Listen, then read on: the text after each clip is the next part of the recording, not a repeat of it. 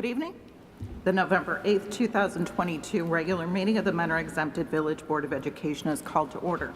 This meeting is being held in accordance with Section 3313.15 of the Ohio Revised Code. Mr. Wade, please call the roll. Ms. Briner. Here. Ms. Cook. Here. Ms. Jessling. Present. Ms. Payne. Here. Mr. Tuttle. Here.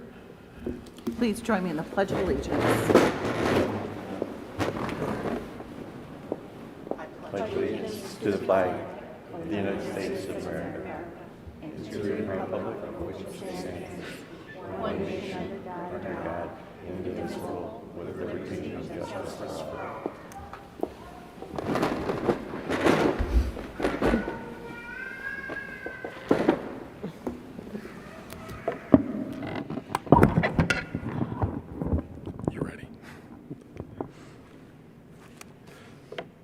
Good evening, Madam President, members of the board, and Mr. Wade. At this time, I would like to invite Carolyn Fisher to join me at the podium, please.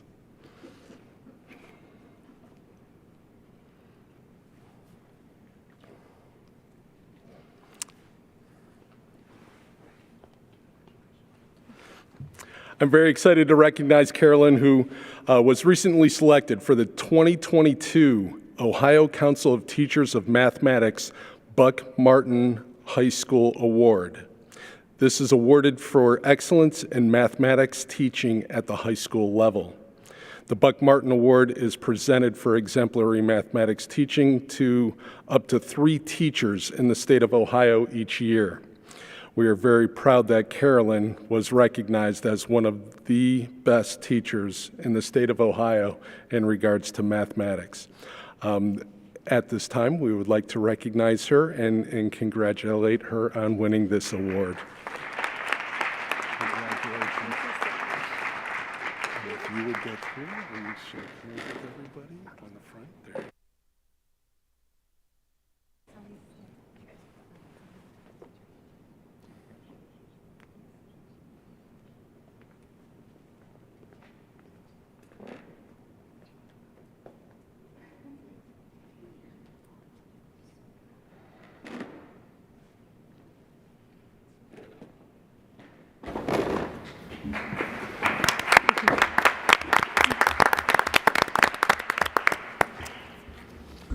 Madam President, members of the board, Mr. Wade, before we move to the approval of minutes, I would like to mention that the October 11th, 2022 regular meeting minutes that were originally posted to board docs have been revised under the hearing of the public section. So just wanted to make mention of that before we got to the approval of minutes this evening. Okay. And with that, we'll move into approval of minutes. We have special board meetings for October 11th, October 13th, October 27th, and November 1st, 2022, and our regular board meeting on October 11th. So moved. Second. Any questions or comments? Please call the roll. Ms. Cook. Yes. Ms. Jessling. Yes. Ms. Payne. Yes. Mr. Tuttle. Yes. Ms. Briner. Yes. Motion carries 5-0. All right, now, do you want to mention the board welcomes public participation during our meeting? The first opportunity to speak is on agenda items only, and then we have a second opportunity to speak on any topic later in the meeting. Each person may only speak once per segment, and comments are limited to 3 minutes. Speakers need to announce their name, address, and where their children attend school if applicable. The purpose of hearing of the public is for community members to address the board. We must insist you direct your comments to the board and not to other audience members. It is equally important that everyone has a chance to speak uninterrupted. So please do not call out or interrupt when someone else has the floor. While we may not all agree on various topics, let's demonstrate how to be respectful to one another during our school board meetings. As board president, it is my job to enforce the rules of the meeting so that the board can conduct its business. We kindly ask everyone to respect the expectations of this evening's meeting.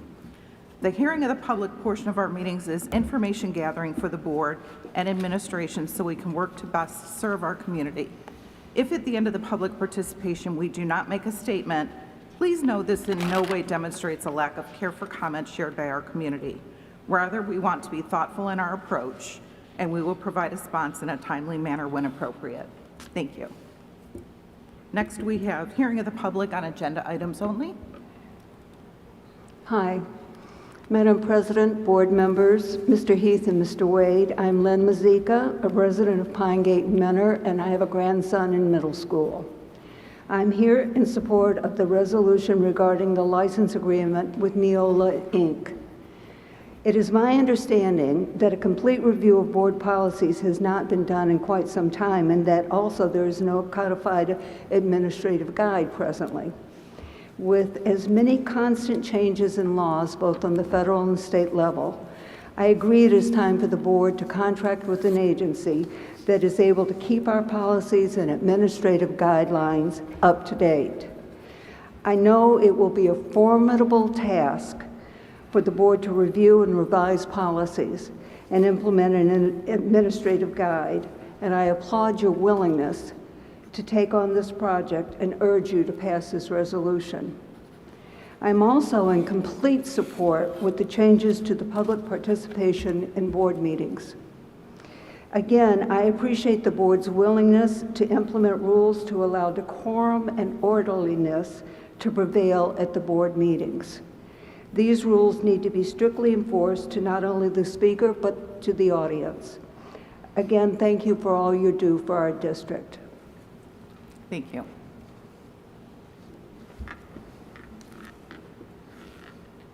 Go ahead. Hello, Anna Perrick, 8651 Menor Road. Good evening, board members. In respect to Neola, I strongly object to contracting. Basically, you are consigning or relegating your duty and responsibility to independently create policy unique to the Menor School District. I would say contracting with Neola would be like the Supreme Court of the United States hiring and outsourcing their responsibility to adjudicate cases. So I strongly object and further suggest to update your policy. What about holding a battery of meetings where the board members are paid per meeting to deliberate and create policy for this district?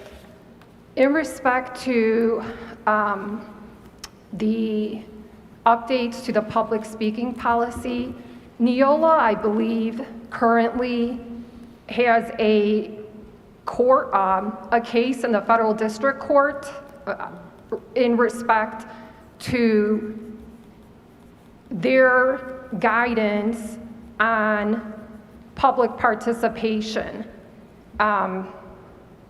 The First Amendment to the United States, to the Constitution for the United States of America, guarantees taxpayers, voters, Americans the right to free speech unabridged. And that First Amendment also gives Americans, taxpayers, voters, depending on what constitution you're looking at, whether it's the organic or the corporate, the right to redress their government for grievances. I think that what we've experienced with the chaos, as Mr. Heath expressed at one of the work sessions, is due directly to the board in your policies. I'm not going to get into all of them, but the main one where all of this commenced was your policy to usurp parents' rights and individual rights with the face mask mandate. Thank you. Thank you. Anyone else on agenda items only? Okay. Seeing none, we will move on to superintendent's report and recommendations. Mr. Heath. Madam President, members of the board, and Mr. Wade, I have the following recommendations listed under the consent agenda, and I'm recommending approval of items 6A1 through 6A5. So moved. Second. Any discussion? Please call the roll. Ms. Jesslin, Yes. Ms. Payne, Yes. Ms. Cook, Yes. Mr. Tuttle, Yes. Ms. Briner. Yes. Motion's carried 5-0. Madam President, members of the board, and Mr. Wade, I have the following Board of Education policies on the agenda for second reading and approval, and I'm recommending approval of all policies. If we could bring up the slide, Paul. One thing that I wanted to share with our group, I know we've had conversations during our board work sessions, but just wanted to make sure that we were able to share in this setting as well. After our last board meeting, I recommended that there needed to be an immediate action taken to change our public participation policy. The three main components of that policy are that individuals wishing to speak during the public participation must register prior to the start of the meeting. Individuals will be called to the microphone to speak, and then the following individuals are permitted to speak: district residents, district employees, parent or guardians of a student in the district, business owner in the district, or an elected official whose jurisdiction includes the school district. Up on the screen, we have the form that we had started to talk about, and we've tried to finalize here, just so that everybody has an idea of what this will look like. With this form, we're going to have it done electronically for individuals to register ahead of time, and in a hard copy format here at the meetings. But those people wishing to participate in public participation would need to fill that out prior to the meeting. While not written in policy, we also have the following administrative guidelines that we had talked about as well in regards to the public participation. Basically, if a question is asked, the presiding officer may ask for clarification of that question, and we will get answers to those questions at a subsequent meeting. With that in mind as well, the question from the last meeting, all buildings do say the pledge and all classrooms do have flags, as we've checked. I know we made mention of that in our board work sessions as well, but wanted to make sure that we kind of started to model that practice here tonight. The other things there, if an individual does sign up and then decides that they do not wish to speak, they can pass. And then if there is a change in topic, we will allow that at this time. The other thing that I would want to mention with this policy, our board members spend a considerable amount of time discussing the decorum of our meetings and making sure that we're going to be holding each other accountable to stopping the obscene, aggressive, threatening, and/or disruptive behavior. Our presiding officer will be able to interrupt, warn, or terminate a participant speaking session if these types of comments are made. We may request the assistance of our law enforcement officers if the behavior continues to interfere with the orderly progress of the meeting. Final part that I'll say is that this is Mentor Public Schools, and I think we're better than this. We need to be the ones that are setting the example. We expect some of this behavior to improve. We have so many good things going on in this district, academically, artistically, athletically, and what we want to be able to do is start to celebrate our students' accomplishments, create educational opportunities for them that are of interest to them, and focus on finding ways to support every single student in our district every single day. Our hope is that this policy will allow us to get to that point here within our public participation portions of our meetings. Thank you. I'd like to expand a little bit. I've had considerable thoughts on it just today. I've had it previously as well. But there was a particular situation that happened most recently where we had a retaliation. The speaker was somewhat aggressive, but she was excited. But the speaker who I'm not going to name the individual, but we have failed in those guidelines regarding what they do. And one word I didn't think of when we had our work session was inflammatory comments. Even as calm as some people can be, calm as an iced over lake, and smooth, articulate, but they can be inflammatory. And hidden inside of that is, I'm not going to say, I can't interpret what was in the speaker's mind, but they were inflammatory, and there was a result of that, we got a reaction, and she may have said some things that said this speaker expressed some things that were racist, but she was very excited, and I think she got misinterpreted because she reacted from a very inflammatory, insightful presentation. And I think other people did as well, but none of them had the nerve to go up there and speak afterwards.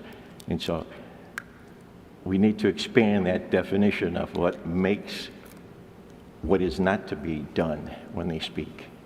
Even though as eloquent some people can be, if I stood up here and I said things like blacklash, and I'm a white person, and I've listened to someone say white lash and backlash and whatever, but when it's of the other, it can be said and becomes inflammatory. And it's just like, I feel we need to address that because it's up to the presiding officer to be in charge of that. And can we add that? Can we add that word or a word similar to it that expresses and describes inflammatory language? It solicits a rebuttal. I think, first, for point of order, do we need a motion and then a second to bring it to discussion so we can look into what he's saying? Oh, I apologize for that. No, that's okay. I'm just trying to follow, in my mind, Robert's Rules of Order. Is that, If we're going to suggest a addendum to the policy that's up for reading, we would need probably to, it would be best to do a motion to add that, then a second, and then vote see if that would be added to the, if we're changing it in the policy. I'm not sure if you're referring to policy or administrative guidelines, though. Well, where was it in what we're distributing? I think it's probably in the policy is what you're referring to, Mr. It's in the Tuttle. policy? Then you listed those. So it says, the presiding officer has the right and power to control the meeting and may take the following actions to ensure an orderly meeting. 1, interrupt, warn, or terminate a participant's session. Request the microphone to be turned off. If they make comments that are obscene, aggressive, and/or comments that constitute a threat, is what we currently have. And your suggestion is including the word inflammatory in there as well? Yes. Is that what you're If that- suggesting? yeah. Okay. I would agree with that. Delivers the message. I do like that term. I think it's something that covers a lot of, it's inciting a reaction purposefully. So I would agree with that. I think we all have to do a better job of holding people accountable to, the words that they're saying and ensure that on all sides they're not, targeting somebody for race, gender, sexuality, all of those things. And I would agree with what Tom had said. Inciting or inflammatory, whichever is applicable.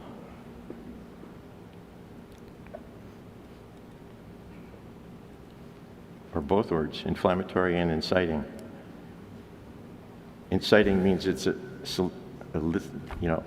there was a reaction that was spoken. Inflammatory may not require that, but so both words would do it. Inflammatory and inciting. Yeah, I guess I agree with Tom. I certainly think that there are things that we can do, such as this form, and setting some additional guidelines that would help us. But I think it also comes down to us really ensuring that we're all on the same page again as to what is going to be deemed appropriate and inappropriate, so that we're all on the same page. And that might go to Mr. Heath, to your point where you said, we all need to work together on that and do a better job, as a whole on that. I also want to just say too, I'm for the First Amendment rights, and I think this is a collaboration, and it's working towards hopefully more peaceful meetings. I'm glad that I want to make it clear too that we are not taking away the 2 sections of public speaking, so people can still speak in the beginning on agenda items for the full 3 minutes, and then at the end on anything else for the full 3 minutes. So had that have not been the case, I wouldn't be supporting this, but that's not the case. We are still allowing anybody. There's no cap, no time limit, nothing of that sort, just a form to, pre-register.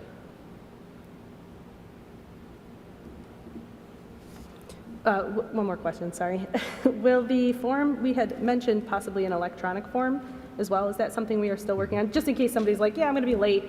Everybody knows, if it's at the end, it might be a while. So Yeah, we'll have that available electronically for registration ahead of time, and we'll have the hard copies here, so we'll have both.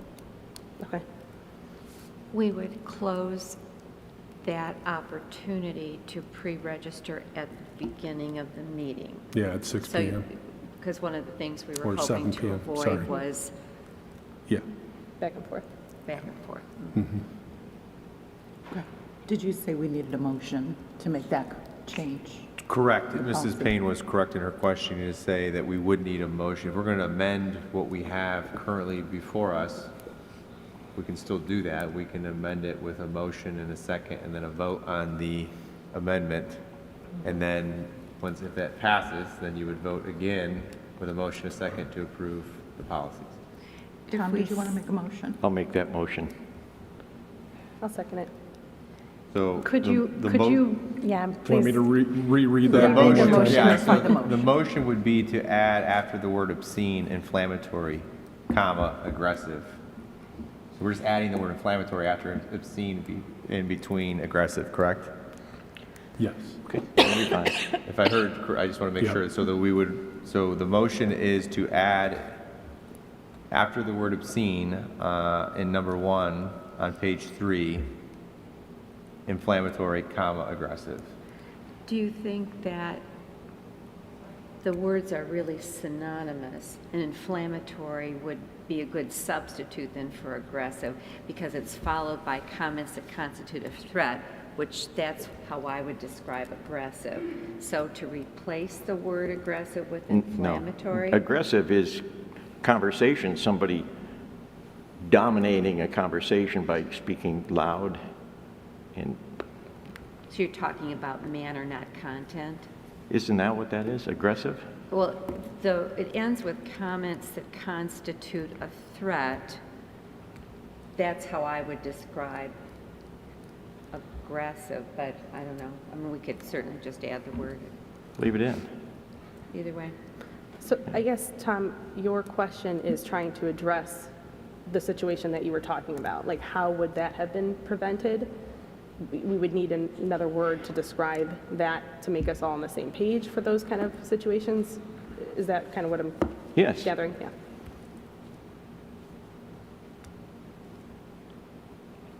Well, aggressive is already in there. Aggressive can stay in.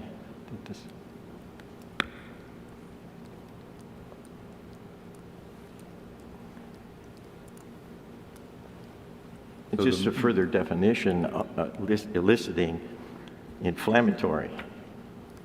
So is it that you just want to add the word inflammatory? Yes, that's all my Okay. suggestion is. So the motion is to add inflammatory after obscene and before aggressive. And I just did a quick Google search just so everybody knows what inflammatory is, because there are different ideas that people may have. And it does say, especially of speech or writing, arousing or intended to arouse angry or violent feelings. So I do think that would cover on all spectrums, like it would be a good word to use. That's fine. So the motion is to add inflammatory after obscene and before aggressive. I would support it. Second? Is that what you want? That's fine. Second. Yeah. Would you motion, Tommy? I don't think you can Yes, second. second. Motion second. Did we motion to bring it to discussion yet? I don't think we did a, We haven't had discussion yet. We have the motion and then the So this, second. yeah, so Okay. Ms. Payne We're is the just changing second, it so before now we- would be Before the we have the time to discussion, have okay. Discussion? Vote. No discussion. So we'll vote. Call the roll. Are we voting on them individually or? No, we're not voting, currently what we're doing is we're voting on the motion to amend Yeah. and add the word inflammatory. Oh, okay. So that's all we're voting on right now. Okay. Mr. Tuttle, Yes. Ms. Payne, yes. Ms. Cook, Yes. Ms. Jessling, Yes. and Ms. Briner. Yes. You guys are really testing my So now Robert we, rules skills here.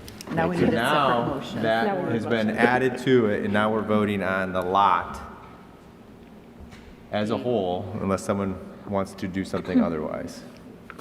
So it's the cluster of the policies. Correct. Can we also, I know we had discussed in our special meeting, and actually Tom, I think, brought it up a couple times, about going back to paradigm. Is that a discussion that we can, or like, I don't know where we're at with that. So I know I've heard from people on both ends that they think that it might be better suited for our meetings to be held at paradigm. I'm in support of it, but I don't know where we all landed on that. Do we need a resolution for that? I No, don't think I so. think it's vote? just, we just, I've been in favor of moving back to Paradigm for several months. I think I'd like to be able to look at the people who attend, recognize them, place a face with a name all the way over there. I can't do that. Would this discussion be better suited for new business? I don't, Sure. I would is think it part of That'd be fun. public participation? Not at this point, it's not now. So I don't think we have a motion or a second for voting on these approvals. But I think we can have the discussion about moving to paradigm under new new business? Yeah, that's fine. So for the approval of these policies, Correct. I make a motion. Thank you, Ms. Jesselin. Second? Any discussion? Please call the roll. Ms. Jesselin, Yes. Ms. Cook, Yes. Ms. Payne, Yes. Mr. Tuttle, Yes. Ms. Briner. Yes. Motions carry with the addendum that we approved in the public participation to include inflammatory. Thank you. Madam President, members of the board, and Mr. Wade, I'm recommending approval of agenda item C1 related to certified personnel and C2 through C6, with the exception of agenda item C5. C5 is an MOU that was actually not voted upon last night by our MCE union, so we're going to need to pull that off at this time. It was in reference to the material handler job description. So moved. Second? Any discussion? Please call the roll. Ms. Payne, Yes. Ms. Jesselin, Yes. Ms. Cook, Yes. Mr. Tuttle, Yes. Ms. Briner. Yes. Motion carries 5-0 with the removal of memorandum of understanding. Madam President, members of the board, and Mr. Wade, I would also like to note a change to item number 1 under the Board of Education report and recommendations, business, the Mentor Public Library trustee appointment, the effective January 1st, 2023 through December 31st of 2029, not December 31st of 2028, as listed on the agenda. So that's for a little bit Very later. substantial commitment. Yes. 7 years. Holy cow, that's a long time. So just wanted to make note of that, please. And then this concludes my portion of tonight's agenda. Thank you. Okay, thank you. So we have Board of Education report and recommendations. So it is recommended the approval of the following Mentor Public School Library trustee appointed January 1st, 2023 through December 31st, 2029, Lori Kosanovich. So moved. Second? Any discussion?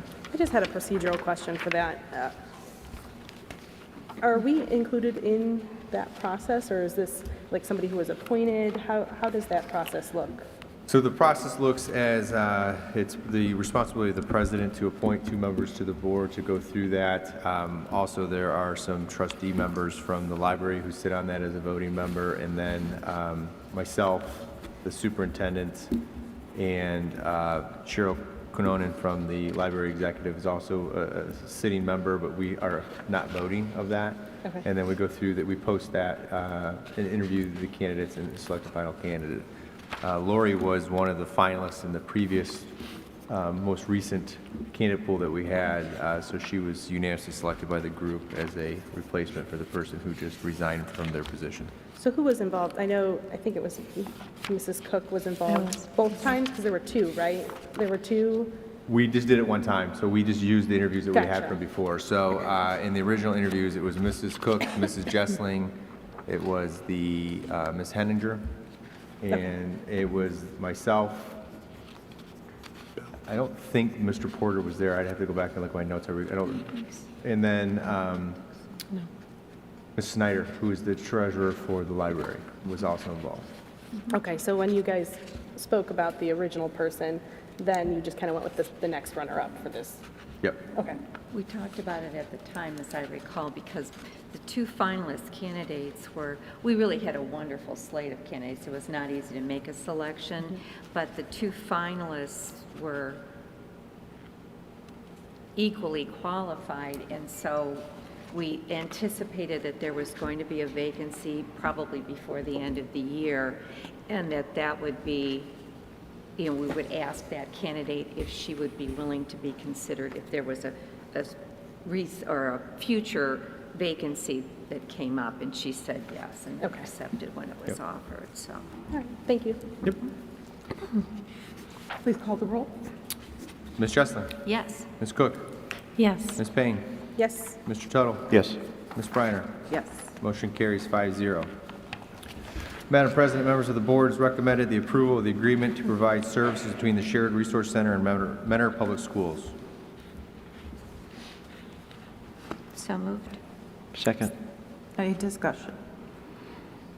Please call the roll. Ms. Jessling, Yes. Mr. Tuttle, Yes. Ms. Cook, Yes. Ms. Payne, Yes. Ms. Briner. Yes. Motion carries 5-0. Madam President, members of the board, it's recommended approval for the contractual agreement between the Mentor Exempted Village School District and the City of Mentor. So moved. Second. Discussion? I'm just excited to see that on there again, to have that opportunity for our students to work with the city, that partnership to, make it so that our students have all of the training of our fire department and of our city EMTs to be able to use that equipment. It's a really unique experience. Just excited that they're willing to partner with us on that. I agree 100%. This is such a wonderful addition to our career technical education program that, it's not a version of what students will do. It's actually participating, and we have such a wonderful fire department that it makes an outstanding educational opportunity for students interested in the program to get quality training. And my understanding is the city uses it as a recruitment tool too, so it's valuable to everyone on both sides, so it's great to hear.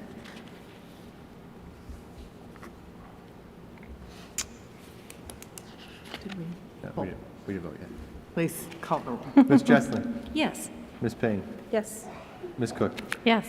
Mr. Tuttle, Yes. Ms. Briner. Yes. Motion carries 5-0. Madam President, members of the board, it's recommended for the approval of the license agreement with Neola, Inc. So moved. Second. Discussion, please. All right. Can we have discussion on that? Discussion? Go ahead. Yes. Regarding the existing policies that we have generated that Neola won't secure with legal guidance and their review. So I'm concerned over those. Are we just going to not keep them?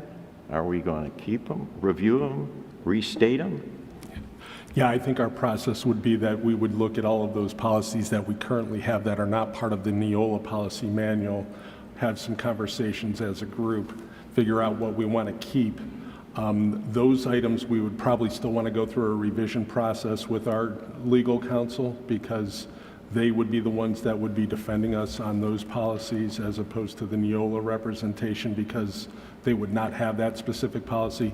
But those are things that we would continue to look at as we're kind of doing that crosswalk for each of the chapters of the policy manual. So then what you're speaking, when you say we, all board members will be updated and discuss, have a chance to review those before they're deleted. Yeah, there are a couple of, there are a total of 10 chapters in both policy manuals, so a lot of it is going to be overlap. I've actually sat down, kind of went through the contract a little bit more to kind of see their step-by-step process, which is something that we would obviously try and follow as closely as possible. I think that's on pages 13 to 17 of the contract. And then I started to map out, like, who do we need involved in each of those conversations.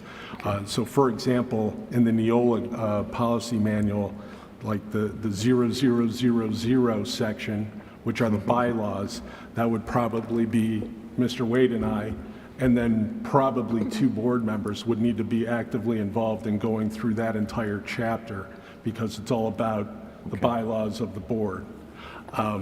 When we get into the second chapter on administration, it would probably be Mr. Wade, myself, a couple of our board members, Mr. Hammond and Ms. Burnett, because we're talking about administration and what those relationships and those structures would be with the administrative team.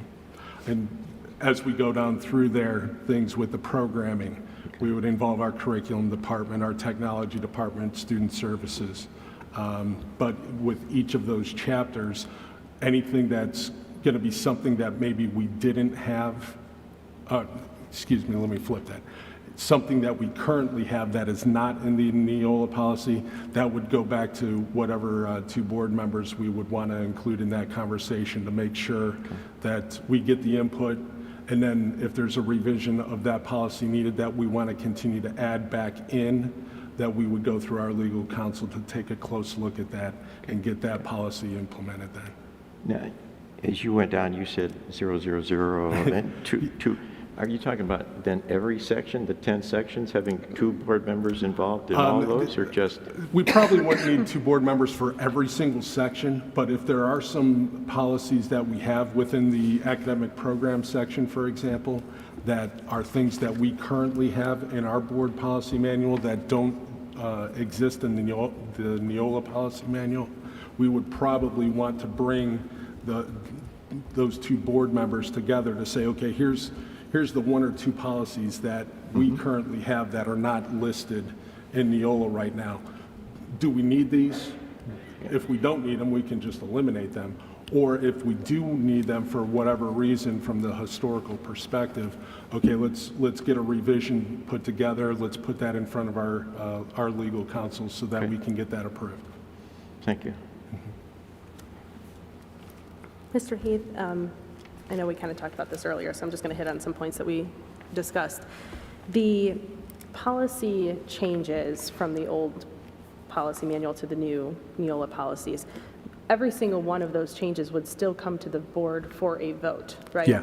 So it will actually give us, so I'm just going to lay out kind of pros and cons here. So, Sure. Because there are some cons that I see, but I also understand the pros, and I do think some of the pros really outweigh some of the cons. So, you know, one of them is the administrative guidelines, which we don't currently have. Sometimes we have our policies and then they're kind of in alignment with ORC, but they don't really spell out what that means to put it into practice. Right. And I do like that the administrative guidelines with Neola will be available for everybody to view.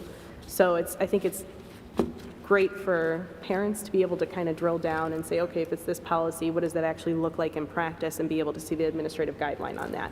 So I think it adds to the goal of being transparent to a certain degree. Right. And then so we would still have the opportunity to see the old policy and what we're switching it to via like a voting process. So I like that as well, because I feel like it's going to take a while to do this, but it will be more eyes on everything. So if we do find something that we oppose or that I think is, that I disapprove of, then it would give all of us the opportunity to raise that question. So the other thing that we had discussed was that they do have different options that they recommend. So with their policy templates or whatnot, they would recommend a certain option and then give you other options that might fit your school, more appropriately. Right. And my question was, if you go with those other options, not the recommended option, will they still legally cover us as long as it's one of their options? Correct. And you said yes, okay. Correct. And then if we do decide that, hey, none of these policies fit what we want it to read, we can still defer to our lawyers and use them to come up with custom policies. Correct. Okay. Correct. And I know Kirtland, Chardon, and Madison are just a few of the other districts that utilize them. Let me just see. Now, the one thing that did just kind of make me question it is we did have a speaker who just said there's a case in federal court against Neola. I've never heard of that before now, so I don't know if that's something that we should look into before we go ahead. I wrote that down too, so that's something that we'll definitely take a look into, and I hadn't heard of that before. Because I don't want to vote on it and then have it come back that there's this huge case and now we look negligent because we all approved of it, if it approves, Right. and then we didn't do our due diligence. So I don't know if that's something we can do and look into that first. I know we want to jump on this, and I understand that. I can appreciate it. But at the same time, I think that scares me a little bit. And I would like to at least just run it, by our lawyers, or at least look into it before I would support this.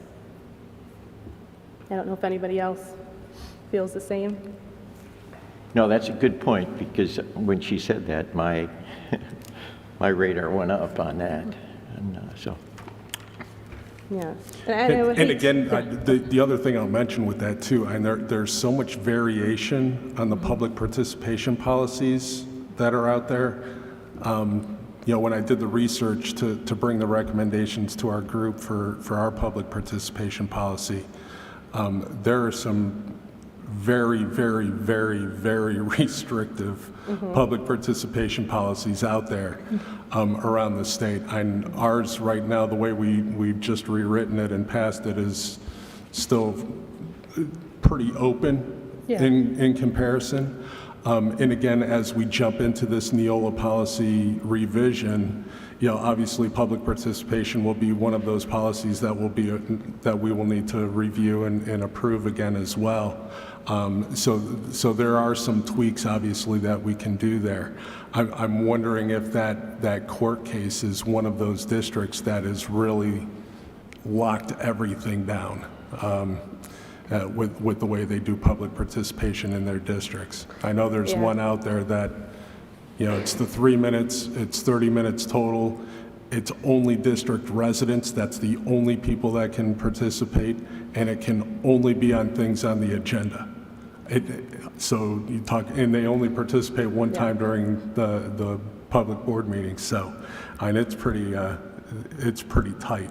So I'm wondering if maybe that's where maybe some of that's coming from too. And I understand that. I think my concern is that if it's one of their policies that they were recommending, I would have some hesitancy without knowing the details. I don't want to vote yes or no without knowing, because I don't want to be found negligent of not doing due diligence and looking into it. I don't know if anybody else feels the same. Could we postpone briefly so that question could be answered? Oh, that's a good question, yeah. And then we could even have a very quick meeting to approve it if the time sensitivity is wanting to advance the contract, or we could vote at the December meeting, one way or the other. But if time would be important to not wait until the December meeting, I think we'd all be happy to meet briefly to make that consideration. Would it be possible to even take a recess now to contact our lawyer and see? I mean, this could be, I don't know, but it could be a case where a district is using Neola, however, they didn't follow Neola's suggestion and they created their own policy that wasn't advised by Neola and got them into trouble.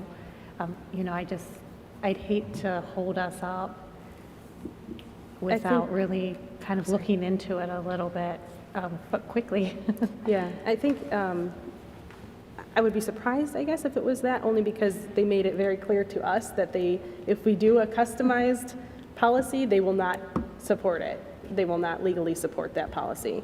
So I would assume that it wouldn't be, but obviously I'm not Well, a I lawyer, don't so I know don't know. that Neola supported it in that court case, is what I'm saying, is we don't know what the court case Right. is, so it could, Yeah, Yeah, we need to find out we need to what find that out, I is. feel like, before we make a solid decision. And I don't know I know we talked about a little bit of at the end for new business, but I don't know if what we talked about at the end might constitute for a special meeting, and if that would be something that we can, move to that special meeting. I'm fine with that, too. Because it would be specifically to consider the contract approval. Yeah. 'Cause Just the one item on that special meeting. Yeah. Because we could very quickly find that out here tomorrow and pull something together here fairly quickly with the group. Yeah, I don't think I'd want to wait until December. I think I'd want to do something quicker than that, just so that we can get this jump-started and go. I know typically it's a 10 to 12-month process. I think we're going to fast-track it to maybe 8 to 10, so that we get it in place before next school year. But yeah, that's something I think we can probably get a pretty quick answer, and then maybe we can compare calendars here before we leave this evening to, If we take a quick recess, To do you find think that. we could make a call and find out? I don't know if I we'll don't find know. it I out don't that know if quickly. I don't know if I would do that, because I just don't know if we get in touch with someone on our legal team. Yeah. There's no guarantee that they're available for a call. and then what if we have questions? I feel like I would prefer to have a little bit more time. Well, according to Robert's rules, we can table it and come back to it at a different time. Okay. So if someone would like to table it, you could make a motion to table it, and we just need the majority to then table it and delay it for further time. Yeah, I'll make the motion to table it obviously with the thought of resuming it in the near future. Second.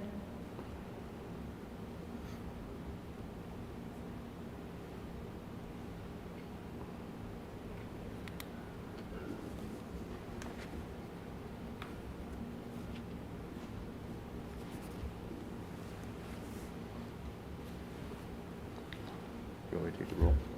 I'm sorry. So we've got a motion and a second to table it. Mhm. All right, please call the roll. Ms. Payne? Yes. Ms. Jessling? Yes. Ms. Cook?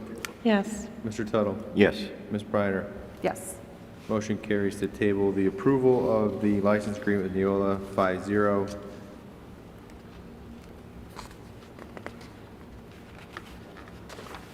Mr. Heath, you're going to look into that? Yes. So maybe under new business, then we could set a date. Yeah. Madam President, members of the board, it's recommended the approval of the resolution adopting the memorandum of understanding with the Code Anna organization regarding the prescription and protocol for stock epinephrine. So So moved. moved. Second. Any discussion? Please call the roll. Ms. Jessling? Yes. Ms. Payne? Yes. Ms. Cook? Yes. Mr. Tuttle? Yes. Ms. Briner? Yes. Motion carries 5-0. Thank you. Legislative report, Mr. Tuttle. Thank you.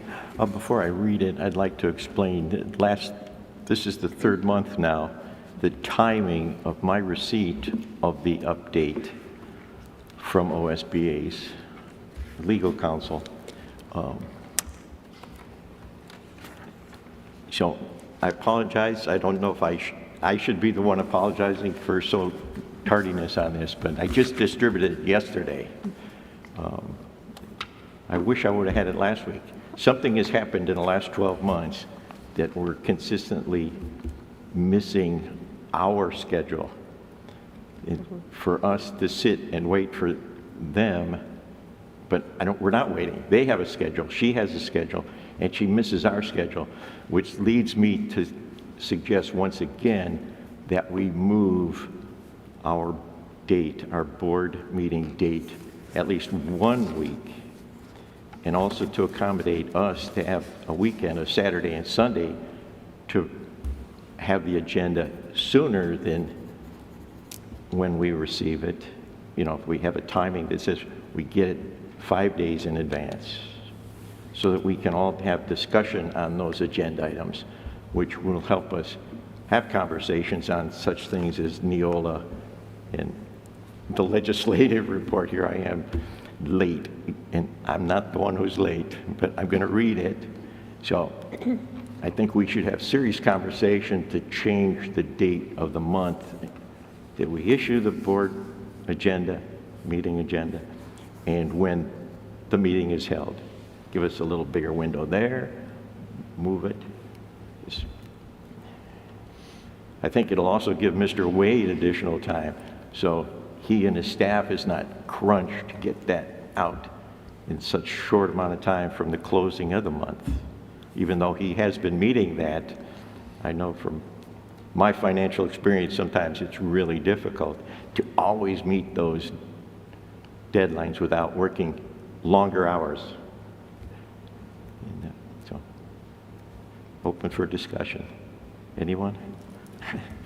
Can we bring that up under new business as well?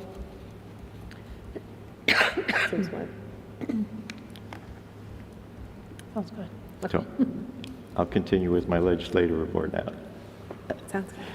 Hope it's not boring. So the State Board Committee discussed Title IX resolution. The State Board of Education's Executive Committee discussed the proposed resolution, which would do the following: declare the State Board's unequivocal opposition to the proposed regulatory changes released by the U.S. Department of Education on June 23rd, 2022.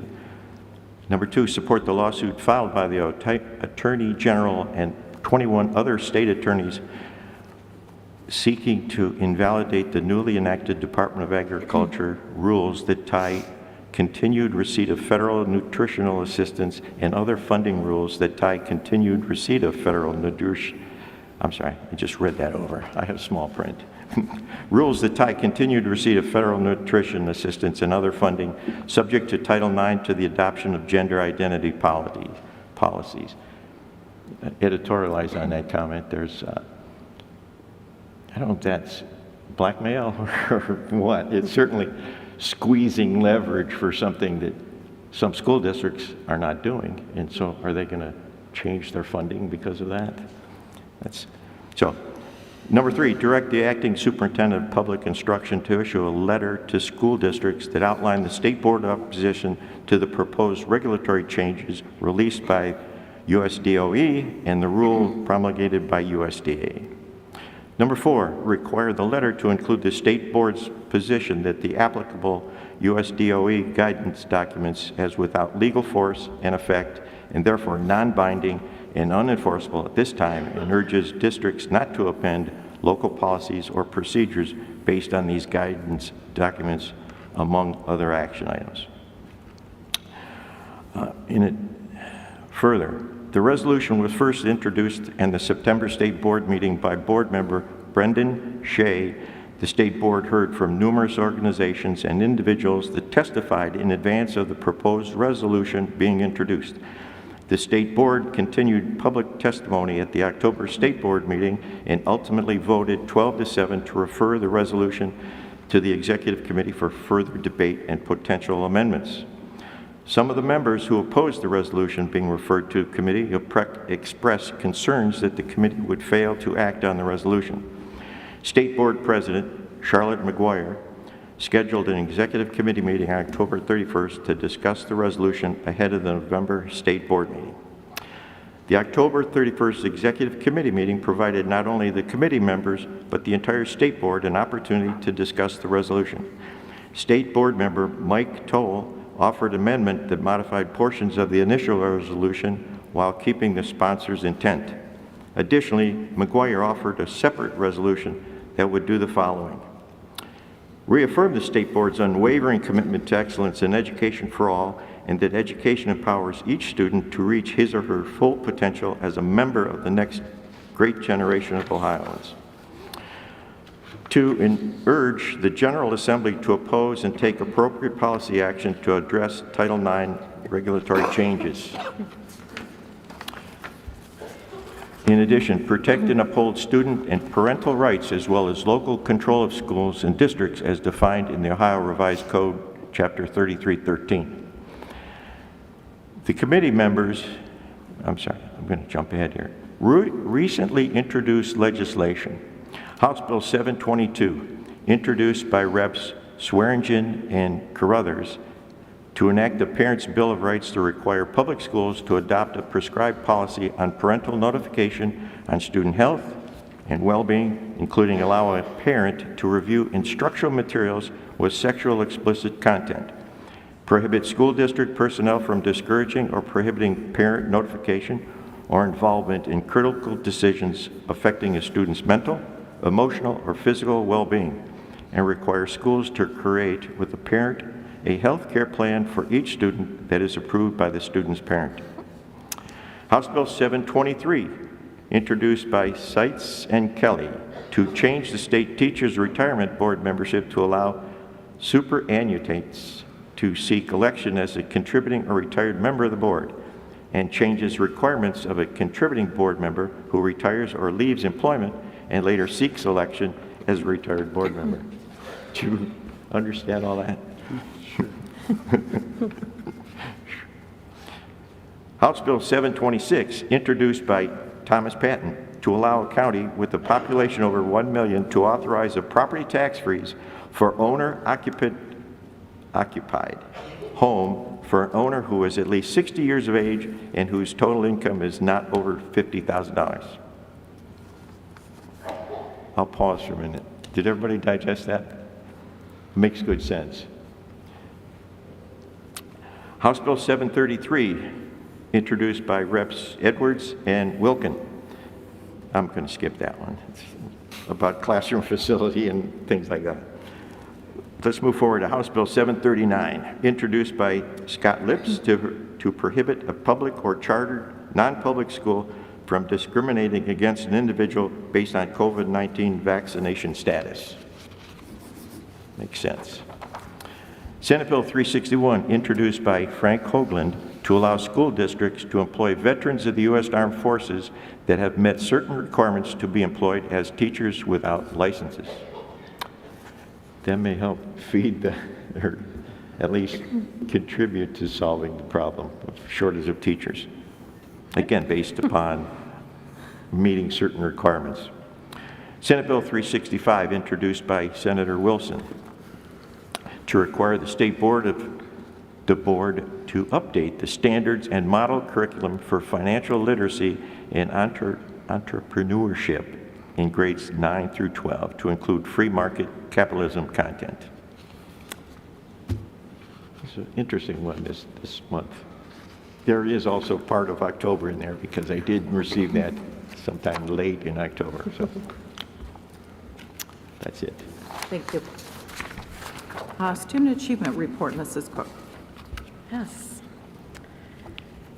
The last month has really been action-packed with learning opportunities, family events, and community partnerships. Our students and staff completed the first grading period of learning, and parents can access student report cards by logging into their Infinite Campus accounts. At Ridge Elementary, the teachers will choose one student that demonstrates the core value responsibility to the quarterly awards recognition. This year, Ridge is excited to welcome parents to their recognition program. Fairfax, Sterling Morton, Lake, and Orchard Hollow Elementary Schools held successful walk-to-school days with the partnership of the Menor Fire and Police Departments.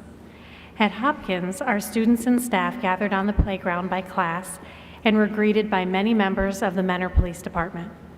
The day began by saying the Pledge of Allegiance and the Choose to Be Nice promise, before walking around the playground on the path and entering the building. At Fairfax, there were 2 meeting points for students and their families to join in to walk to school. Students each received a pencil and a sticker for participating, and Mr. Heath, Mr. Hammond, and the Mentor Police Department joined in to take part of the fun. On October 18th through the 19th, our 3rd graders throughout the district were tested in the English language arts as part of Ohio's 3rd grade reading guarantee. This test represents end of 3rd grade skills, and our students will have 3 opportunities to meet the benchmark on the state tests and 3 opportunities to meet the benchmarks on approved alternative reading assessments. 2 of the 6 opportunities will take place after the school year ends. Results of this assessment will be available in the winter, I believe. Is that correct? Yep. December. December. Red Ribbon Week takes place October 23rd through October 31st each year. The Red Ribbon campaign is the oldest and largest drug prevention program in the nation, and it reaches millions of young people each year. Our students participated by taking a drug-free pledge and participated in spirit days such as Red Day, Hat Day, College Day, and Tie-Dye Day. We recently had book fairs held at Hopkins, Fairfax, Bellflower, Sterling Morton, Lake, and Ridge Elementary Schools. The Scholastic Book Fair is typically an annual or biannual event for students, and it is led by the PTA and volunteers who have been cleared with background checks. Students can shop at specific times throughout the week with their classmates, and the profits earned at Hopkins are used to help purchase books for each family for our One School, One Book project.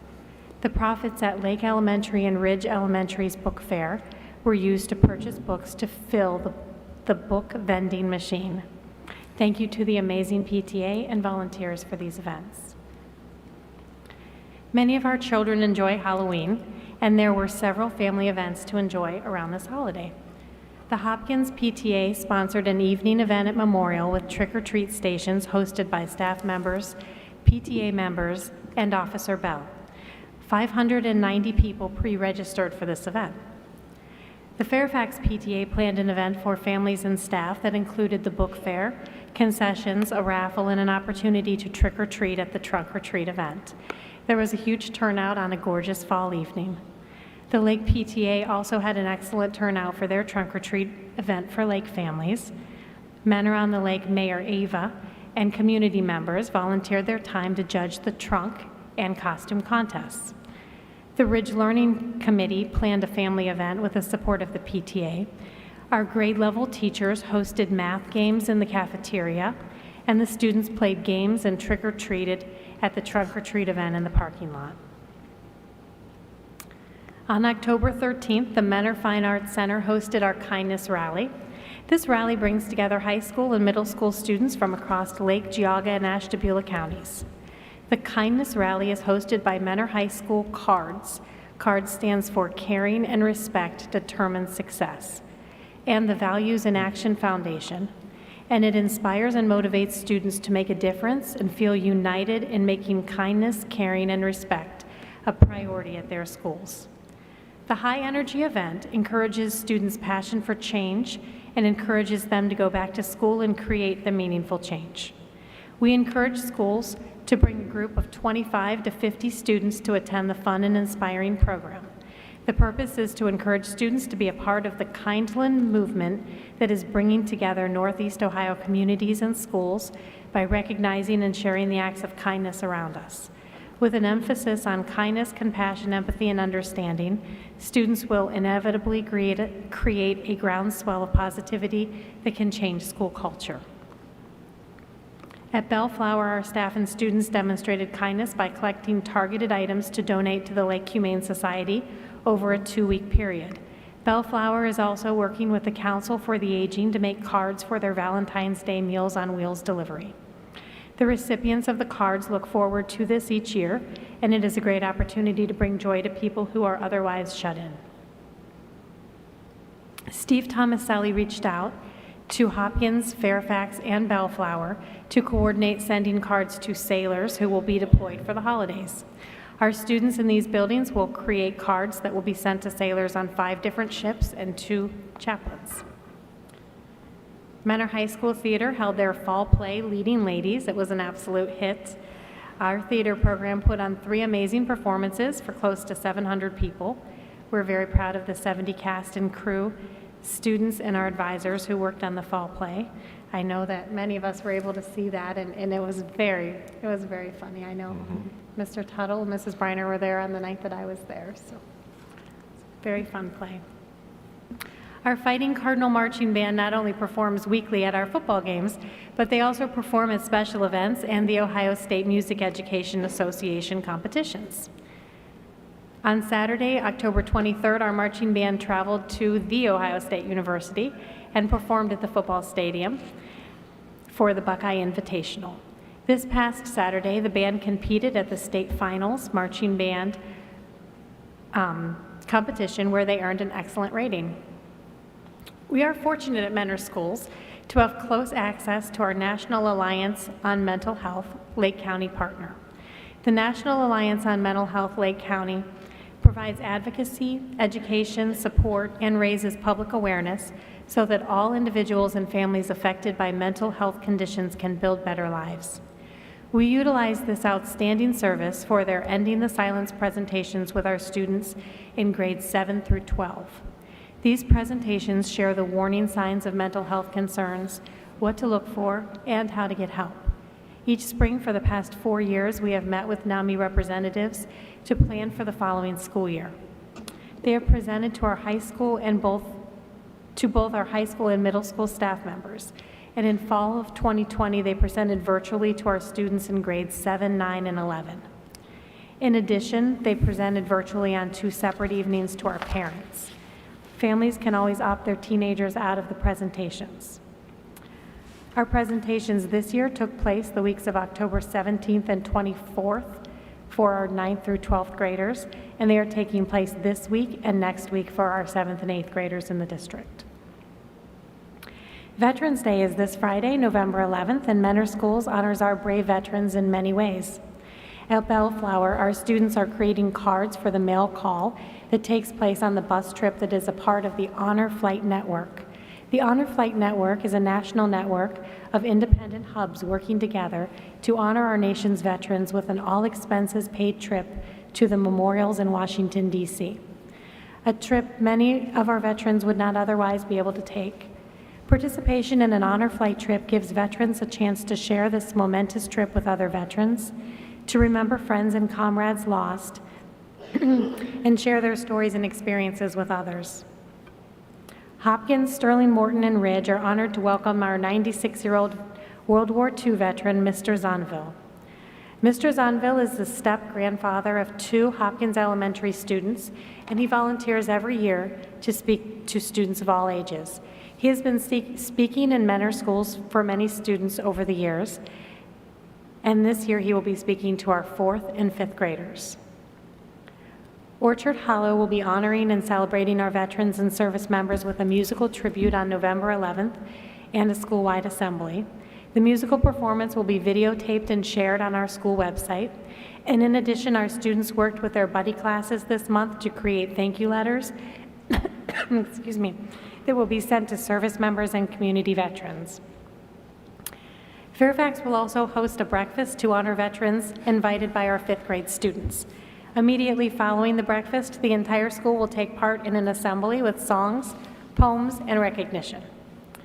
Today through November 11th, our 4th grade students are participating in the Iowa testing. These tests are used for gifted identification in reading, writing, math, science, and social studies.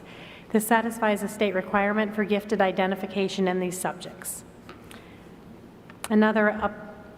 Couple upcoming events at Orchard Hollow. The Student Council will be holding a food drive for the Helping Hands Food Pantry, and the food drive will go from November 14th through the 18th.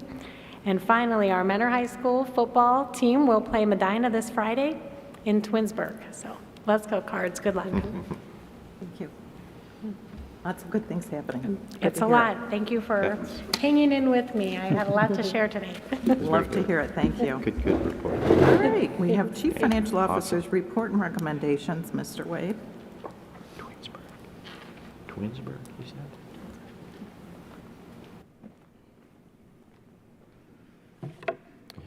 Thank you, Madam President, members of the board, Mr. Heath. Every year, we're obligated by law to present a 5-year forecast by the end of November. So tonight, I will present a abbreviated version of this forecast for the board and the community, and happy to answer any questions that may relate to it, plus kind of reiterate some of the discussions that we had last Tuesday on the 1st to a larger audience who's here tonight, again, to kind of share what we're thinking with regards to revenue and reductions into the future. With that, just a reminder that the majority of our revenue comes from our local taxpayers, 74% almost, and about 15% comes from the state in the form of state restricted and unrestricted aid, as well as homestead and rollback taxes.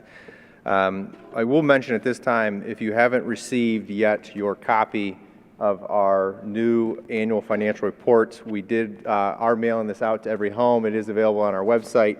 It does give a good overview of our finances for last fiscal year in a format that kind of is similar to the way I do my presentation. So I encourage you to look through that. That is a conclusion, it's kind of a summary of what happened last fiscal year and set the stage for this budget as well as this forecast. But I wanted to mention that to the board that we did get that completed, and it was in the process of being mailed out. If you haven't received it, you should receive it soon.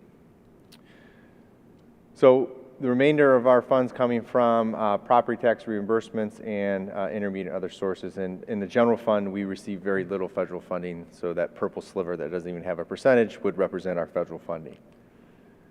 Overall, our revenue, as you can see at the top, remains relatively flat. We don't see much growth or change here. The previous 5 years, we saw about a 0.63% growth over that 5-year period. I have projected in our out years that we're going to do substantially better at a 0.66% growth over the next 5 years. So 0.03% growth based on that. And what we notice here, and I point this out every year, this kind of goes back to the fact that in 2024, our emergency levy, our 10-year emergency levy is expiring. That will need to be passed by 2024. And per guidance and requirements for the forecast, we can't assume that it's going to pass. So in our graph, that tan region represents the first collection in 2025, which is the second collection of fiscal year 25. It's counterintuitive because our fiscal year starts in July 1st and not in January 1st. And then the full collections in 26 and 27.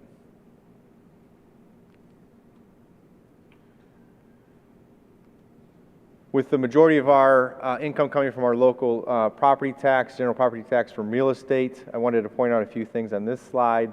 Again, I just pointed out the emergency levy coming off. If you do recall back last year, I classify things as slightly different than Mr. Wilson used to. I pull out our TIF payments and our PUP payments that we receive for public utility personal property in separate line items, as they are able to do so in the forecast. So while it looks like we had a little bit of a dip here, it's not really a dip. It's just you'll see on different slides that I've reclassified those revenues so that I can track them more clearly for myself. A couple things I'll point out here. Again, we saw last year, as a result of the triennial update, an increase in our valuation to $2.1 billion. We're assuming about a $175 million change for that same thing to occur in 2024 when we have our other reevaluation. So we will see an increase there. We're assuming that year over year, our real estate property tax will go up about $750,000 as it has historically. And we're assuming new construction is going to come in at $8.5 million annually as it has historically as well. So that all those assumptions are included in here, as well as a 99.9% collection rate on our property taxes, which we have had historically here in Mentor Schools. Our public utility personal property, as I just said, I did break that out in 2019. So again, it looks like we didn't have any of it in 18. That's just because Mr. Wilson classified it in the previous line item. I have again broke that out, and we assume it to remain relatively constant with a growth change of about $1.5 million a year. Again, anywhere you see the tan is because there are emergency levy implications that could be, if it doesn't pass, we would be reduced by the appropriate amount of revenue from that emergency levy. We've shared this a number of times with regards to previous presentations, both at our forecast updates as well as our appropriations. This is just a look of 10 years, obviously a look back of actual figures from 17 through 22, and kind of what we're projecting out based on where we're at. What we saw, and I've said this a number of times, is that after COVID, we saw a decline in that first year back after being shut down in March of 20. We saw a decrease of about 225 kids. We expected some of those kids, and this is generally not just here at Mentor, across the state, for those kids to return, but they have not. You know, whether they're being educated at home school or they've gone to non-charter parochials or other charter schools or online schools, you know, they have not come back to the general public education that we've been seeing. So it's something we have to continue to monitor, because this year our enrollment is down to roughly, it's almost 7,000 kids. If that trend continues, there's some implications on state funding, which is why I have this slide in here, so we have to keep a close eye on this. What I will say is that we are going to do a enrollment study. Mr. Heath and I have had this discussion and a discussion with the board, because post-COVID, you know, this is based on the analytical information that I have with the program that I use, but there are more reliable data sources that we can use through an enrollment study to see if that trend's going to continue, or is this us kind of plateauing out here right around the 7,000 student range, which very well could be as well. So it's something we do need to keep a close eye on, so it's worth pointing out, because when we look at the new Fair School Funding Plan, it incorporates 4 components that they've identified. It's a cost-based model, and it based the cost of educating a student on direct classroom instruction, instructional student support, building leadership and operations, and district leadership and accountability. And what it does is it uses a per pupil funding model, and its calculations based on the financial planning software that we have to determine what we are projecting kind of going forward. And they base the cost is currently calculated for 2 years using statewide averages from historical actual data. And actually the salary data, for example, goes back to 2018. So it's deflated, right? Because if you know, the salaries that we see in 2018 are much different than we're seeing in 2022, 2023. So there's some deflation in these costs built in just based on the numbers that they're using to make those calculations. What's important here for us is last year we were receiving about $330 more per pupil, in state share than we are this year. And that is a result of the fact that our enrollment has decreased, but also the fact that we had that triennial update and our property valuation has increased. Your local capacity is based on a combination of the wealth of the district based on the property valuation and 2 income factors that make up the other 40%.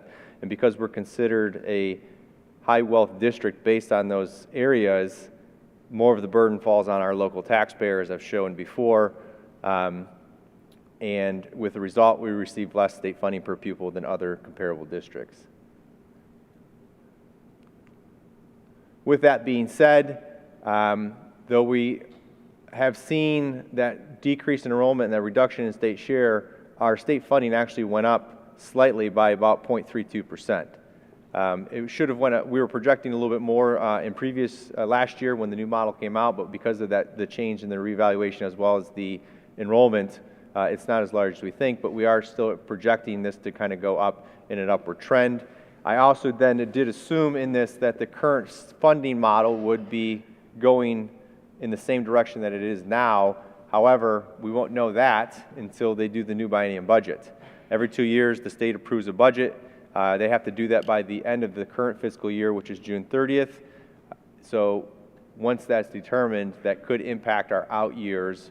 We may have more information on where that's leaning closer as we get back to our May update, or it may not be clearer until we start to do the budget or forecast for the next fiscal year.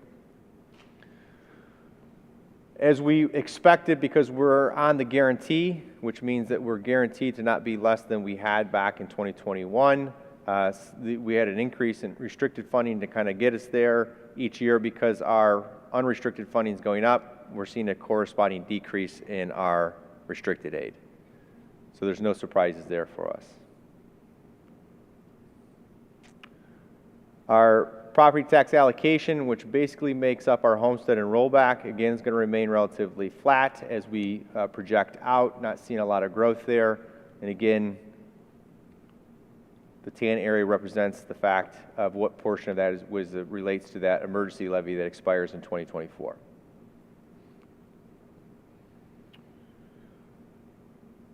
I have this slide on here because this is one of the areas that we've seen probably the most growth, as the actual stock market has been very, I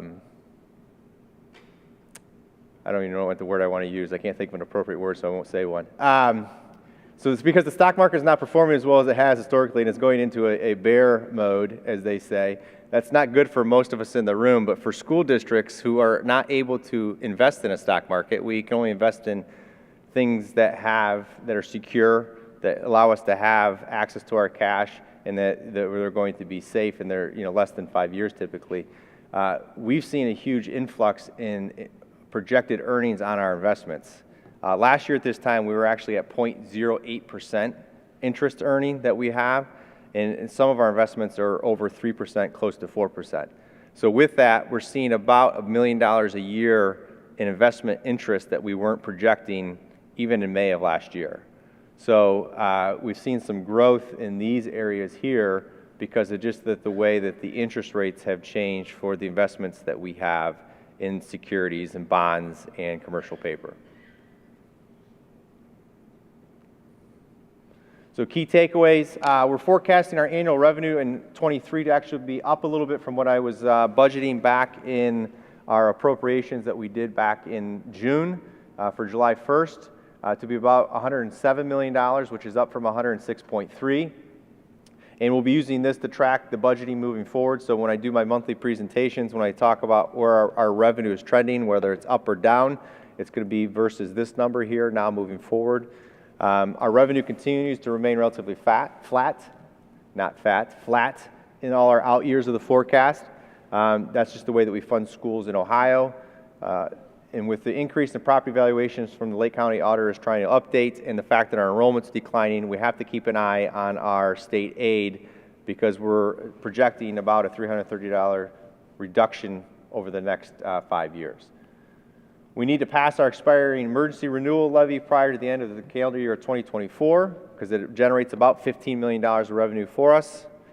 And the district will need to consider new revenue dollars in the near future as part of a strategy to address the revenue shortfalls that we have in comparison to our expenses. But that won't be the only thing that we need to do. Our expenses are made up primarily, as we know, because we're a service industry. We provide education to students, and we need support to do that in the form of a variety of support staff, bus drivers, secretaries, maintenance custodians, and the like. So 73%, 74% of our budget is made up of salary and benefits. This area right here is a little bit inflated because, as we've discussed, we've transferred out $14 million this year from the general fund to our 070 capital reserve fund to help us fund our capital improvements that we have going on across the district, with the other major area being our purchase services and supplies. But because this is inflated because of the one-time larger transfer than usual here, it compresses everything else.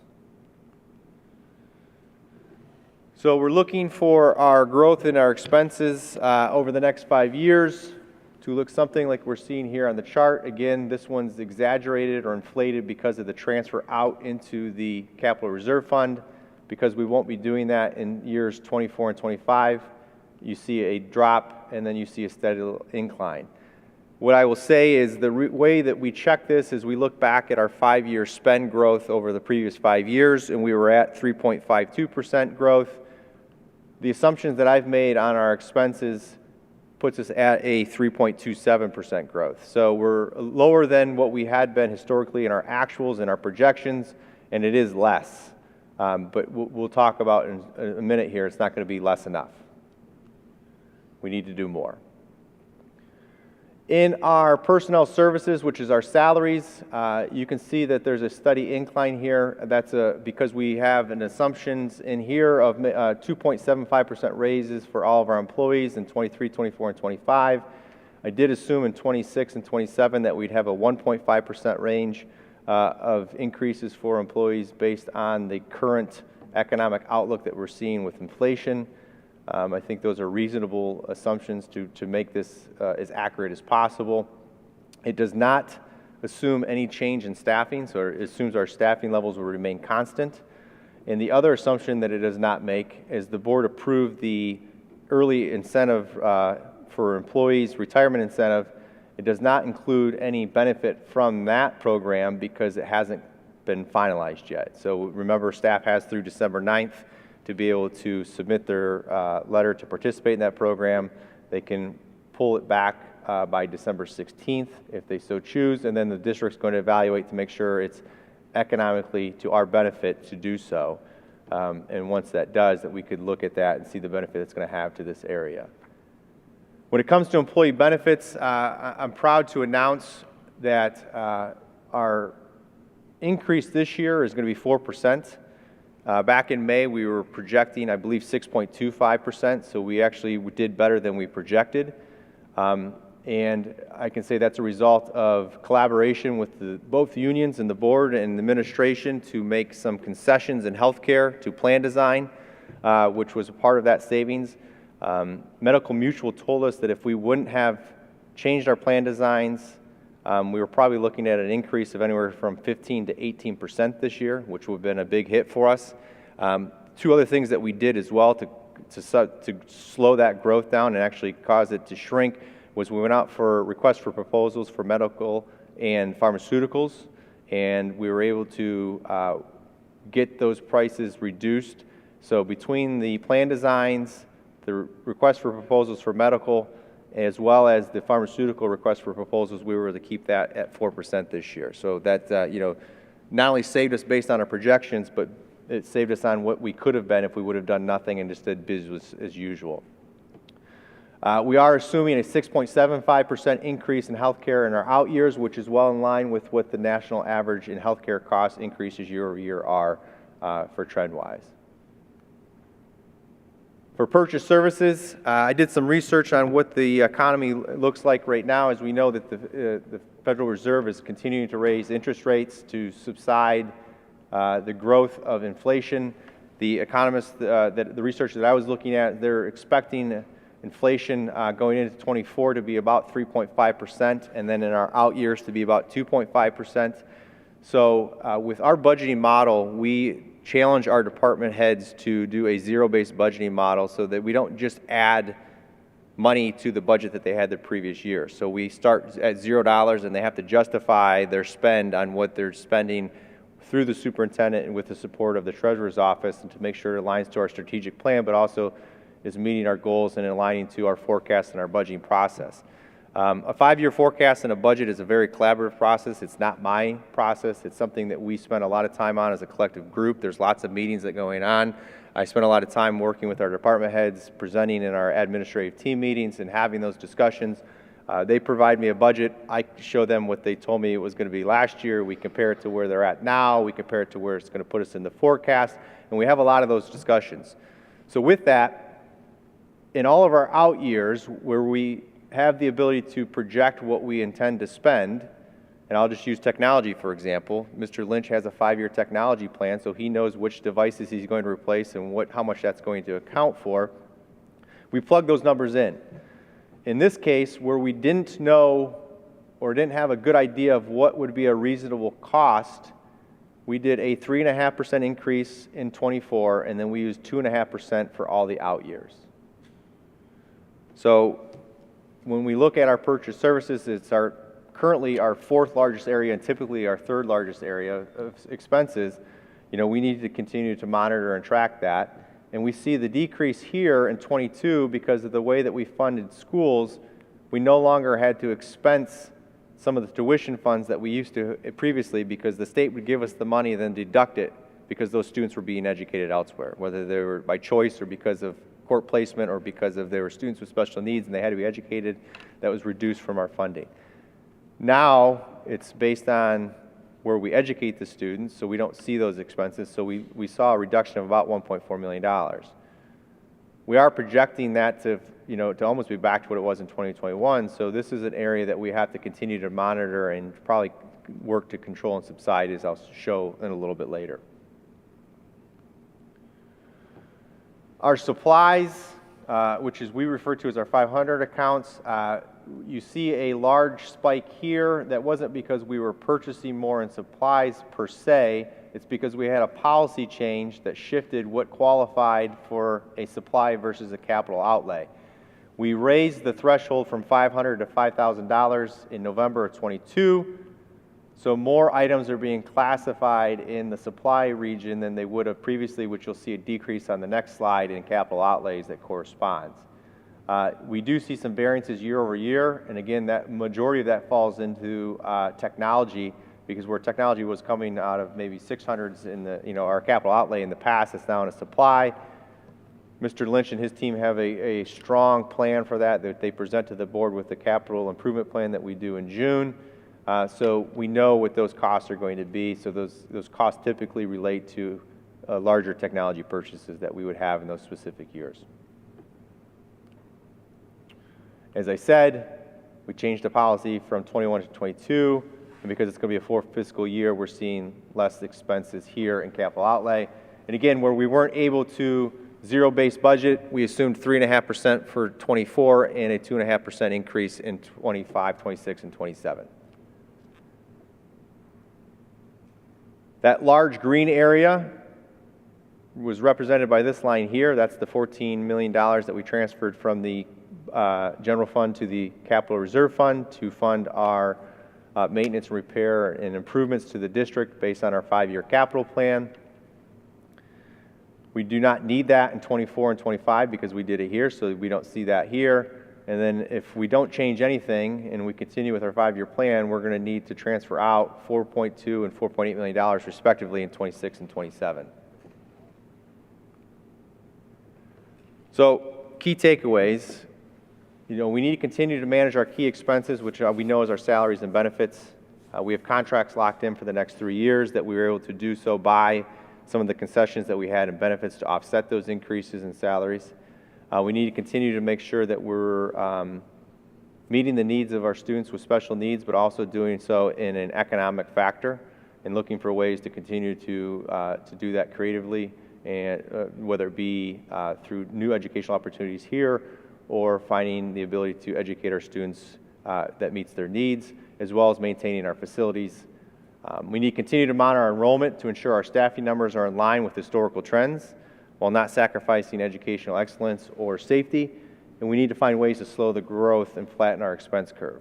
This isn't just about needing additional revenue. It's about us needing to continue to tighten our belt and control our expense growth as well. It's not we need this and can't do this. We can do both. We're going to need to look at additional revenue. We're going to need to find ways to cut costs. So from a summary standpoint, the black represents our revenue, the gray area represents our expenses. We know that we are currently deficit spending, and as a result, because we are deficit spending, the yellow line represents our cash balance. It's going down, and if we continue on the trend that we're at and we don't do anything differently, which we know we're not going to do, but we have to provide a forecast, and we know that as soon as we provide this forecast, variances are going to occur. However, this is the point of a forecast, right? One of our fiscal management beliefs is we live within our 5-year forecast, and we're always trying to do better than our forecast is projecting. Well, if we don't do anything, we'll have a negative $7.5 million balance in 2027. And legally, that's not acceptable. Practically, it's not acceptable. So we need to do some things differently to continue to make that better. Last November, I presented a graph that I'm accustomed to, where the blue line represents revenue, the red line represents our expenses, and the yellow line here still represents our actual cash balance. I like to compare things. That's just my nature. So when I overlay this year's forecast with where we were at last year, the green line is our new expense curve, and the red line is our new revenue curve. And you can see that we're projecting revenues to be just a hair higher, and our expenses outside of this one-time blip, which we know is the transfer to the capital reserve fund, are trending lower than they were last November. So we are flattening the curve. We just need to continue to flatten that curve even further. And as a result, our cash balance is improved by the difference here in this area. I've shown these graphs a number of times in a variety of different settings. This is what we looked like in fiscal year 22. Based on some of the things that we were able to do last year, some of the ways that we're budgeting, excluding this area here because of the capital reserve transfer, we were looking at 10% roughly in 23 last year in this time. We're closer to 10% in 2025. So we've shifted the need to at least 2 years based on our current spending practices and what we were able to save last year. I think that's important to point out because that means that we're not just spending the money that we've budgeted, or we're not just continuing to spend money frivolously that we don't need. But again, we need to continue to slow that spending down because it's the right thing to do. We look a lot of times in our world, the treasurer's world, CFO world, of calendar days of cash on hand. The standard is 60. 90 is probably the preference with a little bit of a buffer. We're at 149 this year, 140 next year. We dropped down to almost 101 in 2025. And by 2026, if everything remains constant, we'd be at 43. And again, we know that this isn't possible. We can't have less cash than we need to pay our bills. So something would need to change. Key things here that I'll just point out, we're deficit spending each year. So we're spending down that cash balance, and if we don't do anything different, we're at $7.5 million in the hole. Approximately 78% of our budget salary and benefits. So if we're going to really kind of control costs, it goes back to my comment about the fact that we need to make sure that our staffing aligns to our enrollment and our needs without sacrificing academic success as well as safety. We have to pass the renewal that is going to expire in 2024. Again, it generates $15 million of revenue annually for us. We need to consider seeking additional funding to support the general fund with the life of the forecast. We need to consider additional permanent improvement dollars to finance our 5-year capital plan and not have that money be spent out of the general fund. And we need to also strongly consider additional general fund operating dollars to support the life of the forecast. And there's 2 things that I added to this slide. We need to reduce our expenses. And this forecast was presented last night to the Citizens Financial Advisory Committee, and they approved the recommendation to the board for approval for tonight. So again, we had to shift that from Thursday of last week, and I joked with them last night because it was 75 and sunny last Thursday, and it was 5:30 and dark yesterday, so everyone came because we had some attendance conflicts that we couldn't be there, but I understand. And I was just happy that we could present this to them, and we had some good discussion, and they were in agreement with the assumptions that we've made here. So before I move on, is there any specific questions from any of the board members on the projections or the current forecast that we have presented? I think special kudos to you, Mr. Wade, for managing that healthcare piece. That's such a substantial benefit without losing quality care for employees, but also avoiding that 18% bump that could have potentially happened if you hadn't had your eye on that, so that we could do both things and maintain our cash longer. Well, it truly is a team effort. It was a collaboration with both unions. We have a great support system with our consultant that we use through Gallagher, and helping educate our staff, education our administration. That's a cost that we can't control, right? You don't know what's going to happen to your employees from a health standpoint. So there's that uncontrollable factor. You don't know how the market's going to fluctuate. So you can't continue to do business as usual, and you have to make sure you're doing the request for proposals, not just assuming that you're getting the best rates, testing the market, because that was very beneficial for us, because Medical Mutual and United Healthcare battled with each other because they both wanted our business, and they were able to drive the cost down for us to our benefit. And, you know, and that, the next stage, because we can't renegotiate medical, we can't renegotiate pharmaceutical probably for another 2 to 3 years, and we're not sitting in front of our teachers' unions to look at plan design and anything else. So now we just need to continue to educate our employees and adjust our wellness program to make sure that we're controlling those costs the best that we can with best practices. So that is important. Bill, I had just wanted to touch on one thing. The enrollment, I know we had some questions. The enrollment is going down, but our staffing has actually gone up. Is that one area that we're going to kind of look into to address? Yeah, I had that same slide from our meeting from November, the Okay. first. Yeah, I'm going to touch on Because I that. would just also want to know, I know we have some areas where the staffing is not as much as what we would like to see. I know we have mentioned Hopkins before has a high, student ratio for the teacher. So I didn't know if we could kind of touch base on that, but Yep. obviously you have it coming up.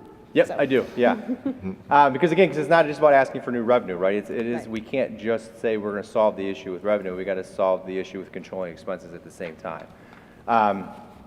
So before I move on, is there any other questions about assumptions made or where we're looking financially? Okay. So if we were, again, to not do anything, this slide here shows that we obviously are deficit spending, so we're going to need additional revenue to fund things as is general operating revenue. If we were to have a levy this year, we'd almost need 7.3 mils on the upper end to cover our increasing expenses, not only for this year, but in the out years. If we wait 1 year, obviously you're delaying the additional revenue, so the collection is longer. We've spent down our reserves. We will need more at 9.23, and if you wait till 2025, you're up over almost 10 mils. Nobody in this room wants 10 mils. Nobody at this table wants 10 mils. No one in this administration thinks that that's a good idea. I just show it as a point of reference for discussion. That's kind of where we're at if everything stays the same. That's interesting. So one of the things that I would point out is that one area that we have expenses that we generate additional revenue that's separate from the general fund in its own set fund. It's the 003 fund. It's the Permanent Improvement Fund. It's a tax that was passed back in 1988. It collects approximately $1 million a year. And if we were to adjust that for inflation since 1988, that's less than half of what it could buy in 88. If you were to pass a 1 mil levy today in Mentor, that 1 mil levy would generate $2.2 million. We've talked about the fact that the Carnegie Mellon's done a research paper where they have stated that if you want to effectively address your inadequate investment in school facility maintenance, that you should have a 2% replacement value of your buildings and grounds. I've talked about the fact that, I've simply just used the $250 million as the replacement value because that's our total insured value. We've had discussions that that's probably deflated, to be quite honest, because we couldn't replace every building in this district probably for that amount. But from a simplicity's sake, if we're looking at 2% and $250 million, we would need about at least $5 million annually just to maintain our buildings. Well, if you look at the fact that we only have $1 million, and if you look at our 5-year capital plan, which averages about $3.7 million annually, we're actually spending about $4.5 million a year on our buildings maintenance, improvements, and repairs. I know this is hard to read, but I'll just get to the gist of it. What this shows is how much we collect in revenue each of the next 5 years from the permanent improvement levy. We do set aside $100,000 of that fund annually to support our continued initiative with regards to our Straight A grant, which was part of that grant that we were required to do. The board has approved and gets an update on our capital plan every 5 years. We have facility plan. We have some expenses that we send to our construction manager at risk who kind of oversees those projects. So here's what we spend in total each year. On average, it comes out to be about $4.5 million. But there are other things that we buy in our district that can be considered to be permanent improvements. A permanent improvement allowable expense is anything that has a useful life of 5 years. So any vehicle that we purchase, and we have a vehicle replacement cycle because we have lots of different vehicles that we have in the district. For example, the vans that our maintenance team drives, the trucks that our material handlers drive, so on and so forth, the trucks that our grounds crew drives to plow. We have buses. We have 78 buses in this district. Every year we replace 5. That makes every bus have a useful life of about 15.2 years. The average life expectancy of a bus is 12 to 15 years. So our replacement plan puts us on the higher end of that so that we're not delaying the repair and we're not spending large sums of money at one time on buses, and we're avoiding the extra costs of replacing and repairing buses going forward. Our tech plan that we have, our furniture plan that we have is all part of this capital plan that we present annually. One of the things that I've instituted since I've been back in the district is business operations as well as the new treasurer with the help of Mr. Kolar and Mr. Baccarello is that we have a roof plan that we instituted. We also need to have a paving and cement plan because we don't want to get to the point where we had here at the high school, if we can avoid it, where the parking lot's so damaged that it's almost undrivable. We also don't want to have sidewalks that have cracks that become tripping hazards that put students and staff at risk. We don't want students getting hurt, we don't want visitors getting hurt, and we don't want staff getting hurt and then having workers' comp claims that could lead to increased costs that we can control by having a plan to control the safety of the sidewalks and the paving. So we've added that to this line. The reason why it's important is because if you add up all these areas and then get an average, that's another $2 million. So what this says is that on average, if we were to take our capital plan as well as our other expenses that we currently spend on the general fund, we're spending about $6.5 million a year out of the general fund that could be spent out of the permanent improvement fund. Because those are expenses that all have a useful life of 5 years. And those are just the big ones. There's other things that we do day to day that our plumbers or our other maintenance or Mr. Kolar approves through business operation and things that we need to get done that we do, that we have in our budget for our general fund. But I just wanted to kind of keep things relatively tangible for everybody to be able to conceptualize. If we pass a 2.5 mil levy, permanent improvement levy, by the end of calendar year 23, so it starts collecting in the spring of 24, which is our end of the fiscal year, we get about $2.7 million there. And then in all the out years, we get about another $5.6 million, bringing the annual collection of about to $6.5 million. A couple things can happen. We can take $8.4 million of that $14 million that we transferred this year and put it back in the general fund. So we'll get a one-time revenue stream of money going back into the general fund from the 070 Capital Improvement Fund. We would also have enough money to cover all of our capital improvement plans in the out years, as well as reduce the expenses in the general fund in all of these areas from 25 down, putting that money back into the general fund because we've reduced the expense. Because those are all purchases that can be made out of an 003 permanent improvement expense and not out of the general fund. It also leaves us a little bit of a cushion in the event that we have a roof or a project that goes sooner than we expected, so that we can actually, be in a good, sound fiscal place and make sure that we're not taking away from the instructional needs of the students. So if we were to take every assumption that I just presented 15, 20 minutes ago, and now add in a 2.5 mil permanent improvement levy, and again, reduce all of these expenses here out of the general fund as a result, in 2024, we actually have a positive balance. We're not deficit spending. We quickly start to deficit spend again in the out years. However, that negative $7.5 million is now a positive $14 million, so we've flipped the script by $21 million by passing that 2.5 mil permanent improvement levy. And again, permanent improvement levy funds can only be spent on things that have a useful life of 5 years. They cannot be spent on salaries or benefits or other operating costs. So they're restricted.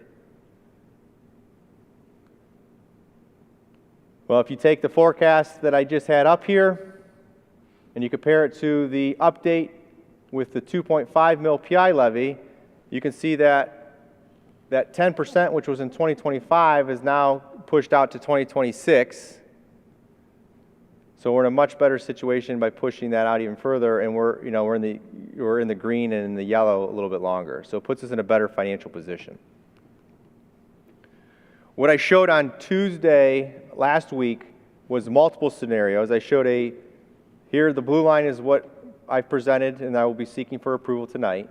I also showed the board what a 1.5 mil PI levy would look like, a 2 mil levy would look like, and this is the 2.5. And the reason why I'm recommending the 2.5 is because it covers all of the costs of those areas that I had up on the screen, which are truly permanent improvement costs that should be paid for out of restricted permanent improvement funds and not out of the general fund. And it also puts us in a much better economic position.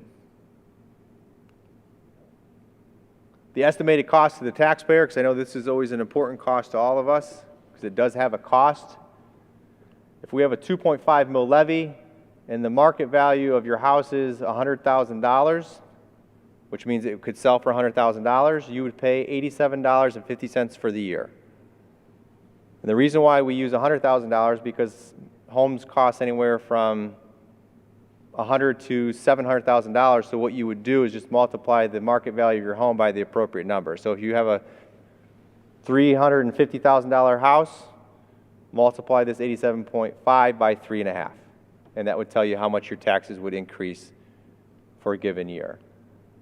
Because many people pay monthly and they pay into their escrow, I also broke it out as what it would cost you monthly per $100,000. It's $7.29. So if I live in a $300,000 house, it's going to be $21.87 a month.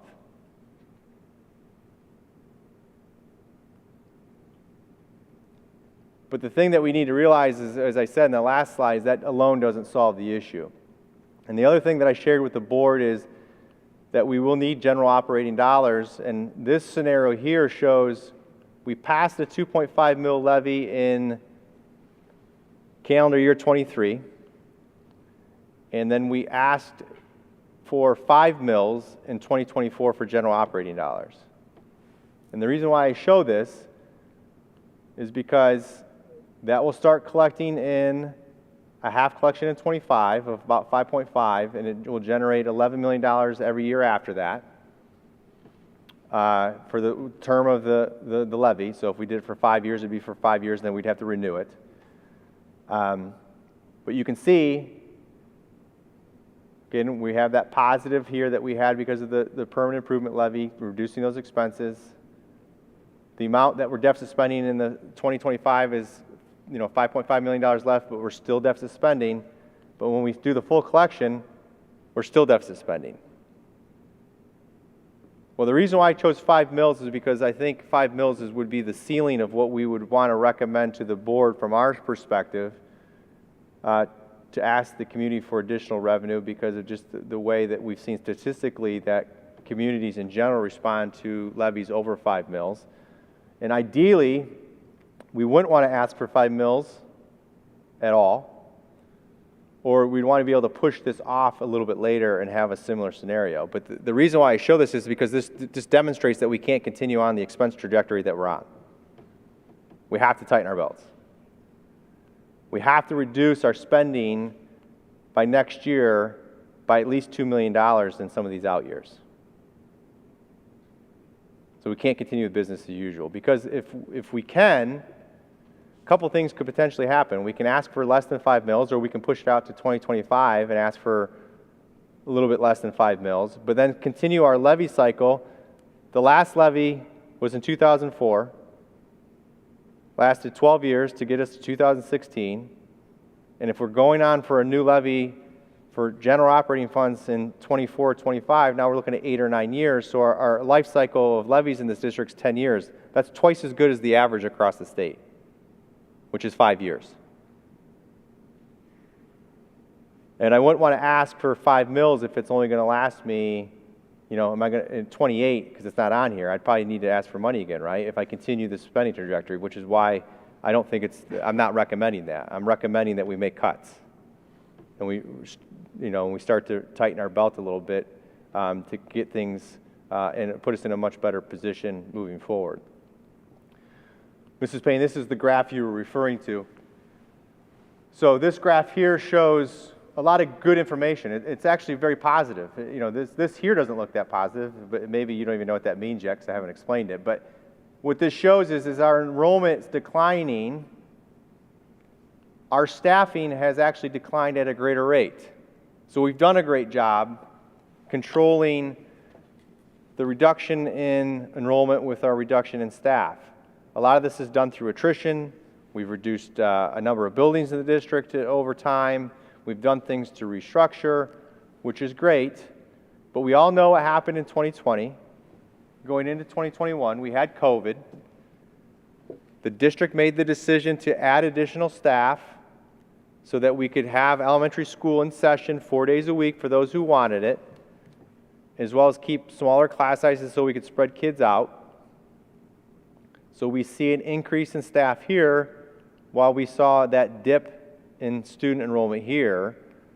My data ends at this point right here because we're still waiting for the state to publish the 2022 data, and I'll share that with the board and the community when it comes through, because this line will flatten out a little bit because we did reduce staff going into 2022. But this just shows, you know, we got to continue to monitor this. And I added my appropriations staffing chart for everybody because this shows that in 2020 we had about 987.85 total staff in all of our funds, because we pay for some of our staff out of ESSER funds for, you know, during COVID. We pay for some of our special education staff out of federal grants. So we pay for all of our CARES employees out of their own special account because they generate their own revenue to cover their costs. But when you look at this in totality, so this is not just general fund alone, you can see here's that spike in 2021 of going up. We dropped a little bit in 2022. We've dropped again in 2023. But we're still not at the numbers that we were in 2020, and we have less students. So we're still a little bit chunky, is the running joke that I have with our administrative team with regards to staffing, and that's something we need to continue to right size. And that could happen through the retirement incentive, right? If more people are taking us up, we can, you know, instead of having to necessarily RIF people, we're looking at doing that through attrition, which is another benefit of the incentive that we're having as we look forward. And we kind of continue to do that. So, I mean, the numbers don't lie. We have a declining enrollment. We're still trying to right size from pre-COVID. We're making progress. But if we're going to try to flatten that curve, the sooner we can make that progress and right size, the more savings that we have, and the better it is each year and the out year. Because if you save money early, you save more of it in the long term. The other area that we have to continue to monitor is our 500s and 600s. And the reason why I combined both of these here on this column stack chart is because it is difficult to analyze, because of the policy change, what was qualified as a supply versus what qualified as a capital outlay in the past. So it's just easier to combine the two and look at them in their totality. And we can see that in 2020 we were at about, I think that says $5.5 million, if I remember correctly. But you can see we went up drastically in 21 and 22, but that was because of COVID. We had increased expenses. We had purchases that we weren't typically having to make, that we were having to make during that time. We had an increase in costs for cleaning supplies, and so on and so forth. But what we need to do is then, okay, these need to be reduced. So we can see here, based on what we did previous to COVID and where we're at, we can right-size our supplies and our capital outlay a little bit by maybe restricting some of the things that we're doing and maybe save $400,000, $500,000 here by digging into it and getting deeper and challenging ourselves and challenging our department heads to find ways to cut costs there. Not on budgets. This is on actual spends. So, not when we do our budget next year, not looking at what we did in budgeting last year. Let's look at our actual spend and figure out what we're going to be doing. Same thing's true in our purchase services. Again, we saw that $1.4 million drop here because of a change in the way that we were funding from the state. And then we see it's, reasonable assumptions based on the budgeting that we have, but we can see that, we're creeping up. So where can we find some money there to control costs as well? So again, this isn't just about asking for additional revenue. This is about finding ways to continue to tighten our belt and reduce our expenses at the same time. So levy options and timelines. Again, we have to pass the expiring emergency levy in 2024. We need to discuss whether it's going to be an emergency levy renewal, which means we can put it up for 5 or 10 years. It is expiring off a 10-year. So my recommendation, if we do stick with an emergency levy, that we would do it for another 10 years. If we have to go to a substitute levy, shows some growth that an emergency levy doesn't. A substitute levy brings in additional revenue with new construction that you don't see with an emergency levy. So that might be an option that we might want to look at to build in some increased revenue growth that's voted. The other thing that a substitute levy does that an emergency levy does is that you can put it up for a continuous amount. And I think that's something we should consider. We've shown the taxpayers for the last 18 years since it was passed in 2004 that we've used that money wisely. We've been good stewards of their money. Like I said, we're on an average life cycle right now of about 10 years based on what we're projecting out. And I think it would be potentially something we should consider so that we don't have to continue to vote on the renewal of that levy in the future, because regardless, we can't afford to lose $15 million.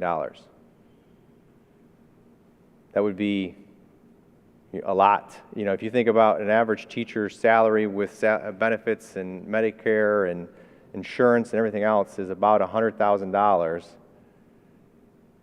It takes 10 to get you to $1 million. Multiply that by 15.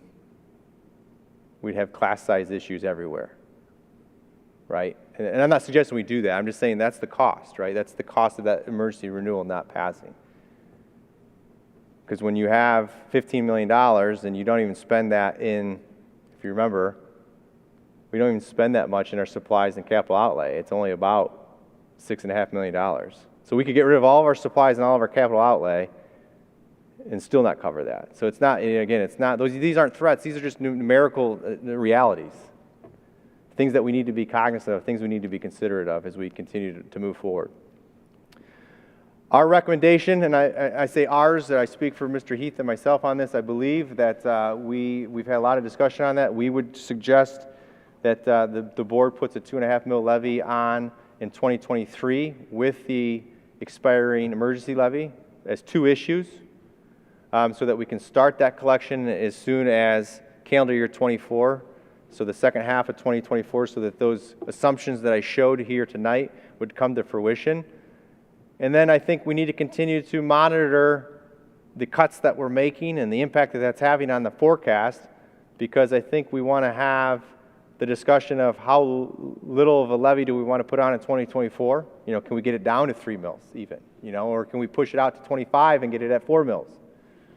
But that's going to be based on continued monitoring of the budget monthly, as we do here, first the forecast, as well as looking at the May and the next November forecast updates that we have. If we're going to put something on the ballot next November, you have to have 2 resolutions passed prior to 90 days. So our drop dead date is August 9th, 2023, that the board would have to have passed that second resolution to put the emergency renewal on, as well as the PI levy.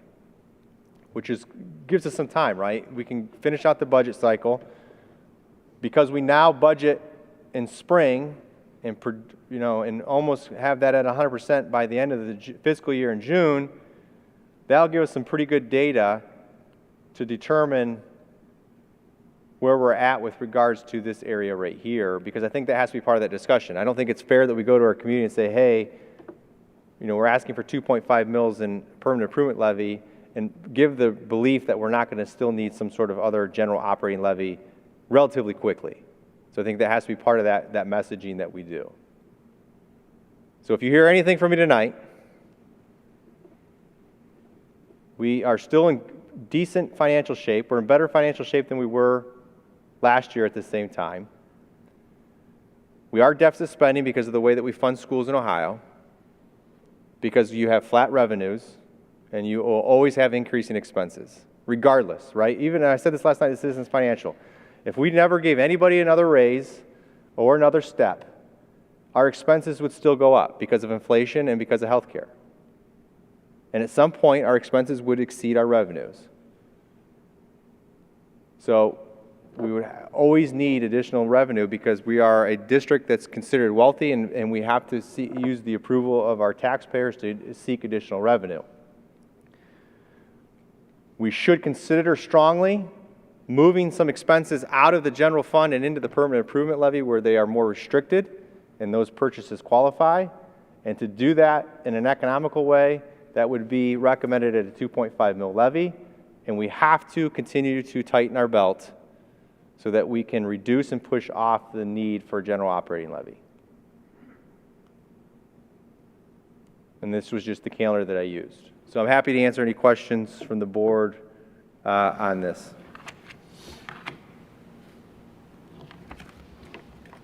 I'm glad this confirms what we talked about at our special meeting after you spoke with the Citizens Financial Committee, that they saw it in the same way that you presented it and that we saw it. So thank you very much. You're welcome.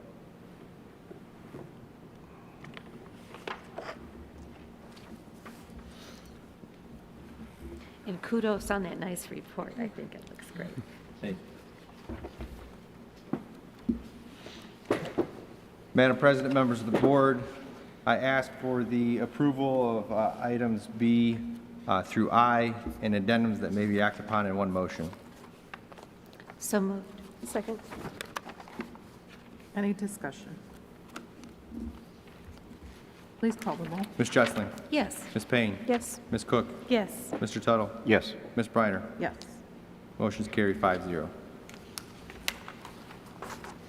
Thank you. Do we have any unfinished business? Any new business?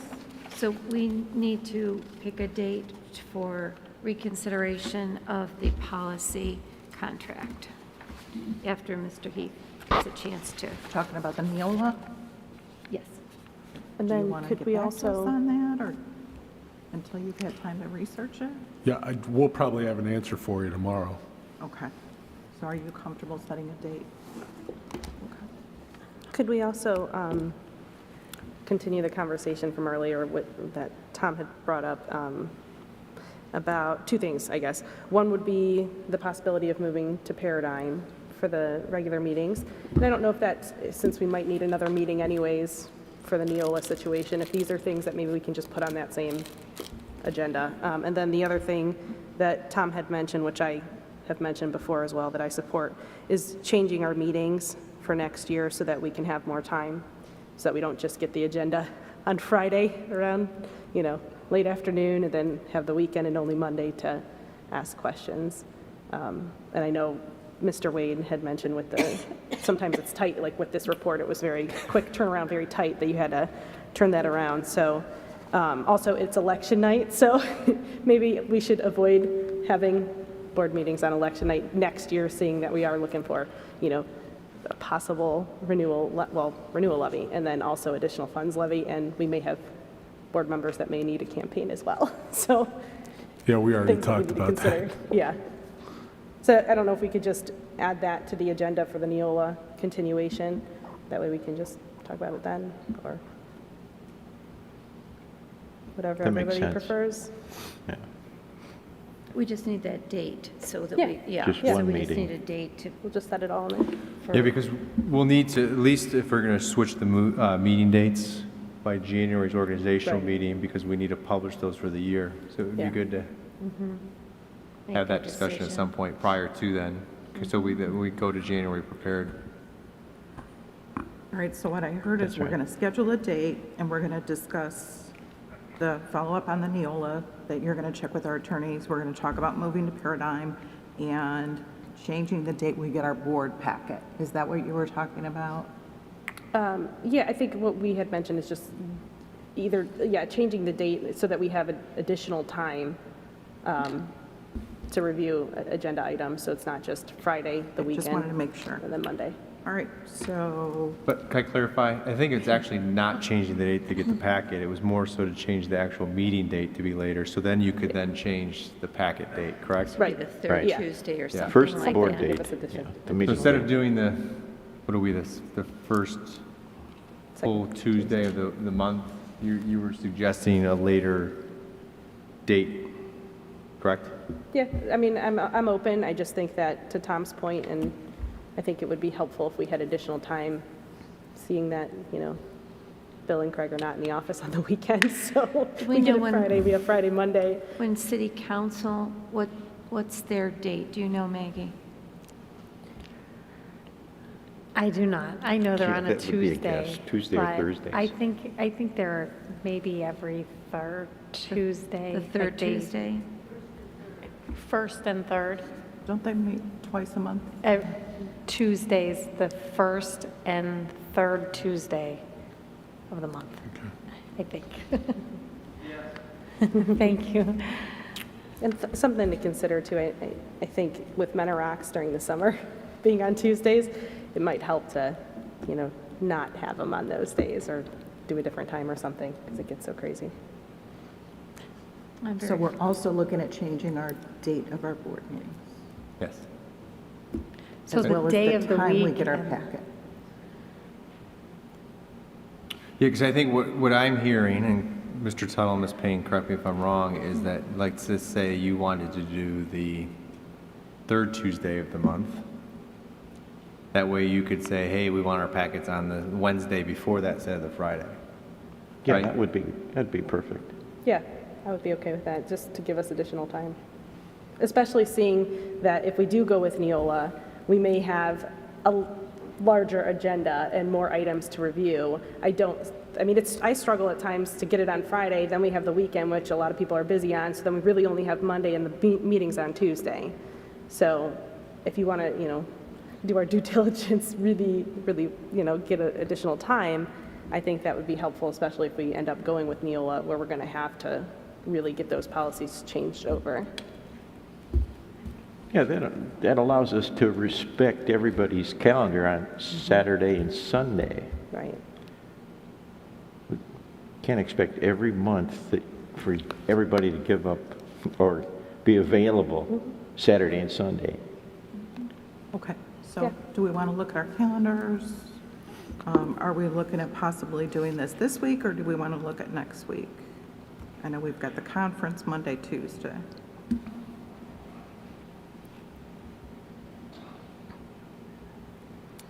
Okay, do we want to look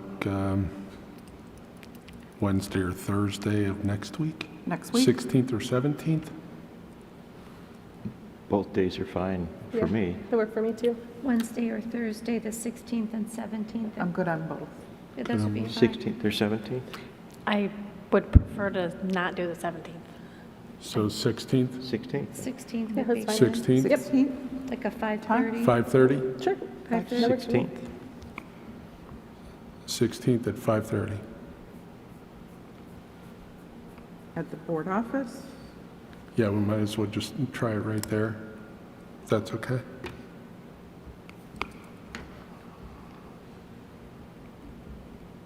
We might want to, we might not want to do it at the board office. We should do it at Paradigm, so that Paradigm. we can record and have space for the community. Oh, Paradigm. recording is correct. So 5:30, November 16th at Paradigm. Good. Perfect.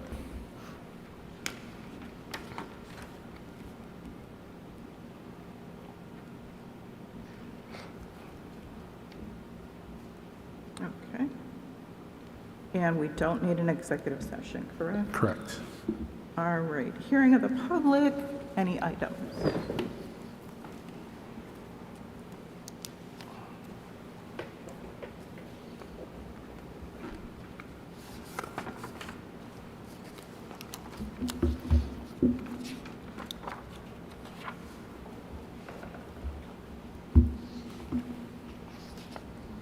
You got here sooner than I expected you to. I'm sorry. Let me find my notes. I'm, again, Lynn Mazika, and I live in Pine Gate, and I have a grandson at Shore.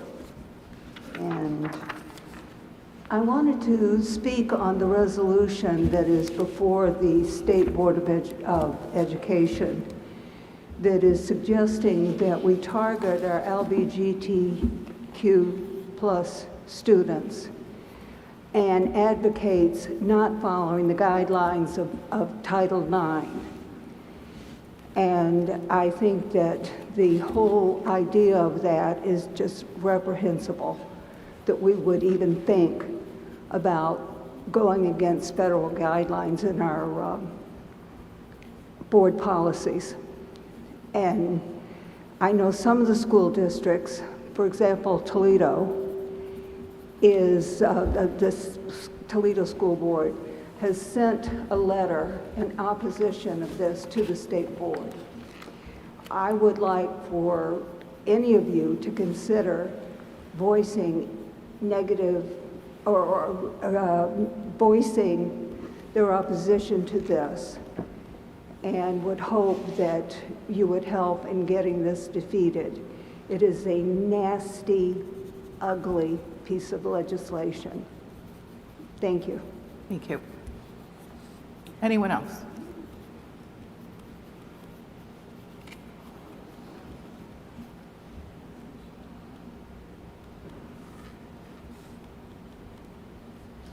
Good evening, Brandon Towns, Marine Parkway, 2 kids at Orchard Hollow.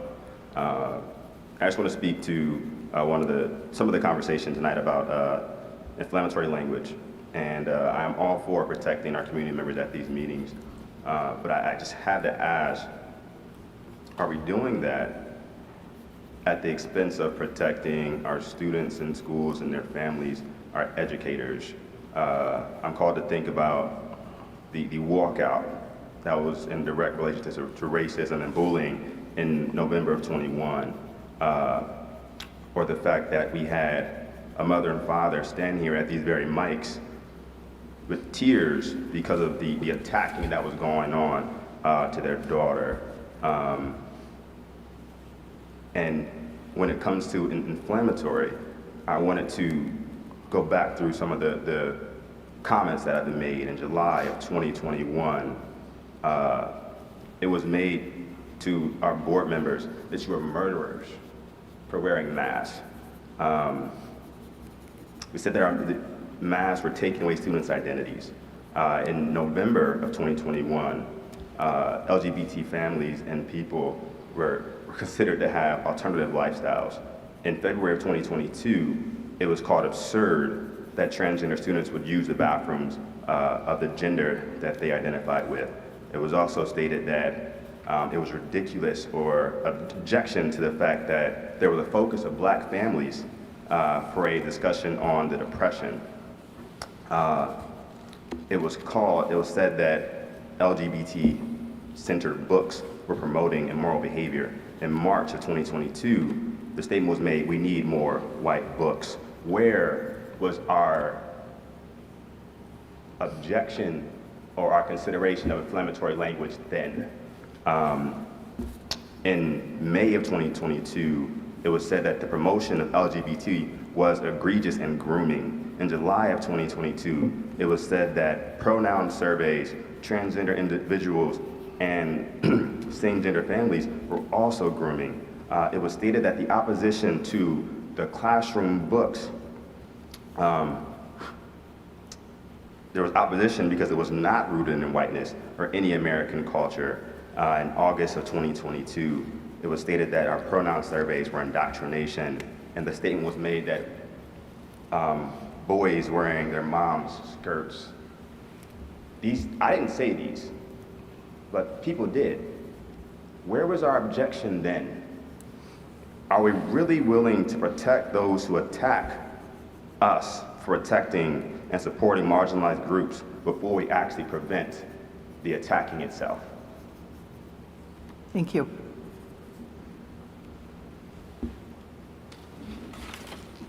Hi, I gave my name earlier, Anna Perrick, 8651, excuse me, Menor Road.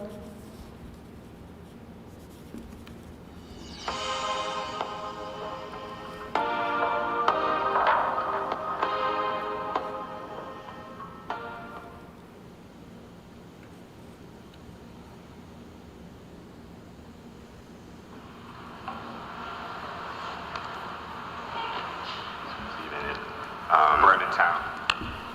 But my wife said something, and I have to echo it. If it's pushing an agenda to talk about two mothers, then it must be pushing an agenda to talk about a mother and a father.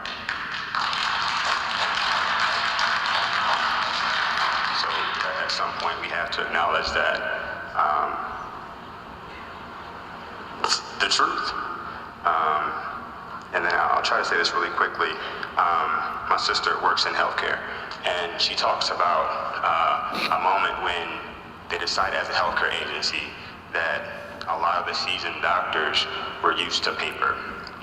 And of course, coming into the 21st century, that doesn't cut it. There were errors. There's a huge cost. There's organization that's involved with just managing all that paper, and they had to make a decision. Do we stay with paper, which we know isn't beneficial, or do we switch to electronic and acknowledge the fact that we're going to lose some of the seasoned vets? I think that we have to have that conversation here, because I think we have to do what's right, even though we're going to lose some folks.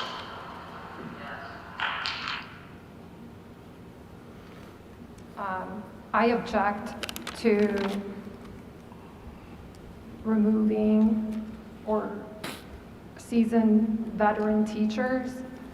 Last month's comments by Mr. Towns, who is a member of the Diversity, Equity, Inclusion Committee or Advisory Board, which is an extension of the Menor School Board, illustrated and clearly demonstrated racist and discriminatory comments towards one segment in one group of people, white Christians. 73% of the funding that this district receives is from 97% of the white population in this district. 35%, Menor comprises of, the Catholics in this district comprise of 35%. I ask that you remove Brandon Towns from the DEI committee. His beliefs are opposed to equity and equality. Thank you. Thank you.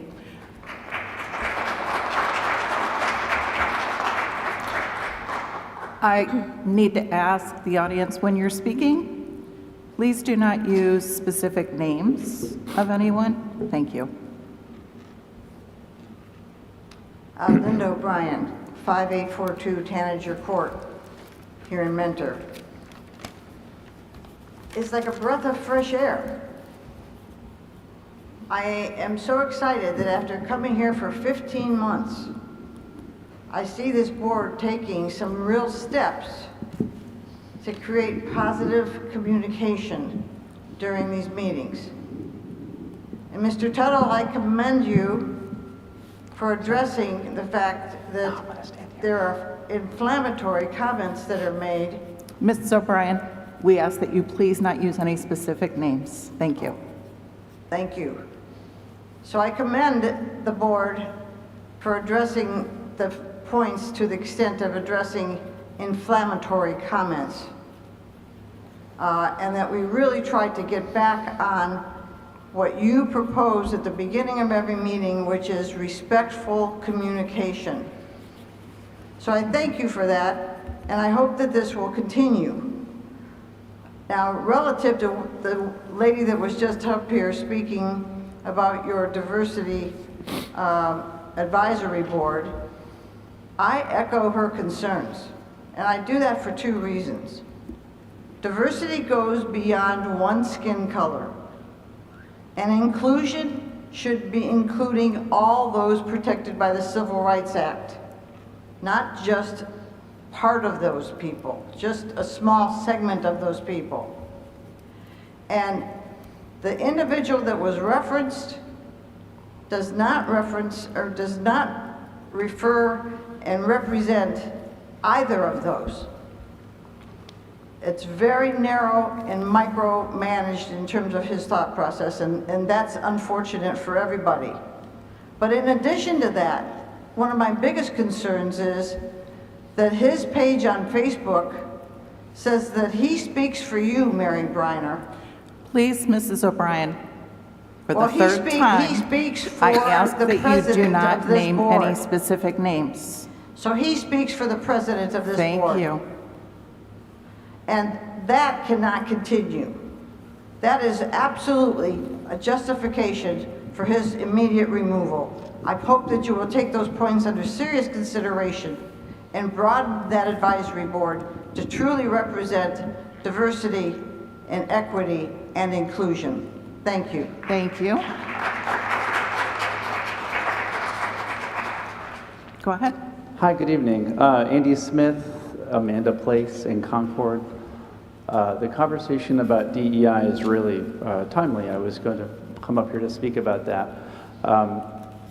For the board, if you look at the vast majority of Fortune 500 companies, all of them have some sort of executive level or director level position and team and staff and resources invested in diversity, equity, and inclusion. Many of them, if not most all, will proudly tout their role and how they take care of their colleagues regarding diversity, equity, inclusion. We all know how corporations are. They don't invest the money in things unless they know that there is a financial outcome for that investment. So why do they invest that money? They know that when you as an organization invest in diversity, equity, and inclusion, it benefits the organization. It makes the organization stronger. It makes the organization more able to recruit people into it and make it a healthy, thriving business. It's the same reason for why this school district needs to remember, and for those of you on the board who maybe have spoken against specific topics that are related to diversity, equity, and inclusion, you are either victim to political forces beyond your own knowing, and you're playing into someone else's hand, or you're taking a cynical ploy that your political gains are more important than the health and safety and well-being and growth of this district. And I would ask you to really think hard about that. And I say that, and to me, the perfect case study is the Fox Corporation, which is the parent company of Fox News. Fox News is their flagship, will proudly tout their diversity, equity, and inclusion tenets and the people who run it and all of the different diverse, very diverse groups they support. And the reason they support them is because they know that it's healthy for that corporation. They do this all the while their actual channel, their flagship station, is talking nonstop about how DEI is destructive to America. So which do you believe? Do you believe their marketing side, the infotainment of Fox News, or do you believe the corporation where they put their investment? And I would ask you as a board to really double down on that investment. It makes us a stronger community. The communities that thrive and grow in this nation are ones that embrace DEI and all of its tenets. And I can promise you, as a white man, I never feel threatened by the by the focus on DEI. It never tears them down. So thank you. Thank you.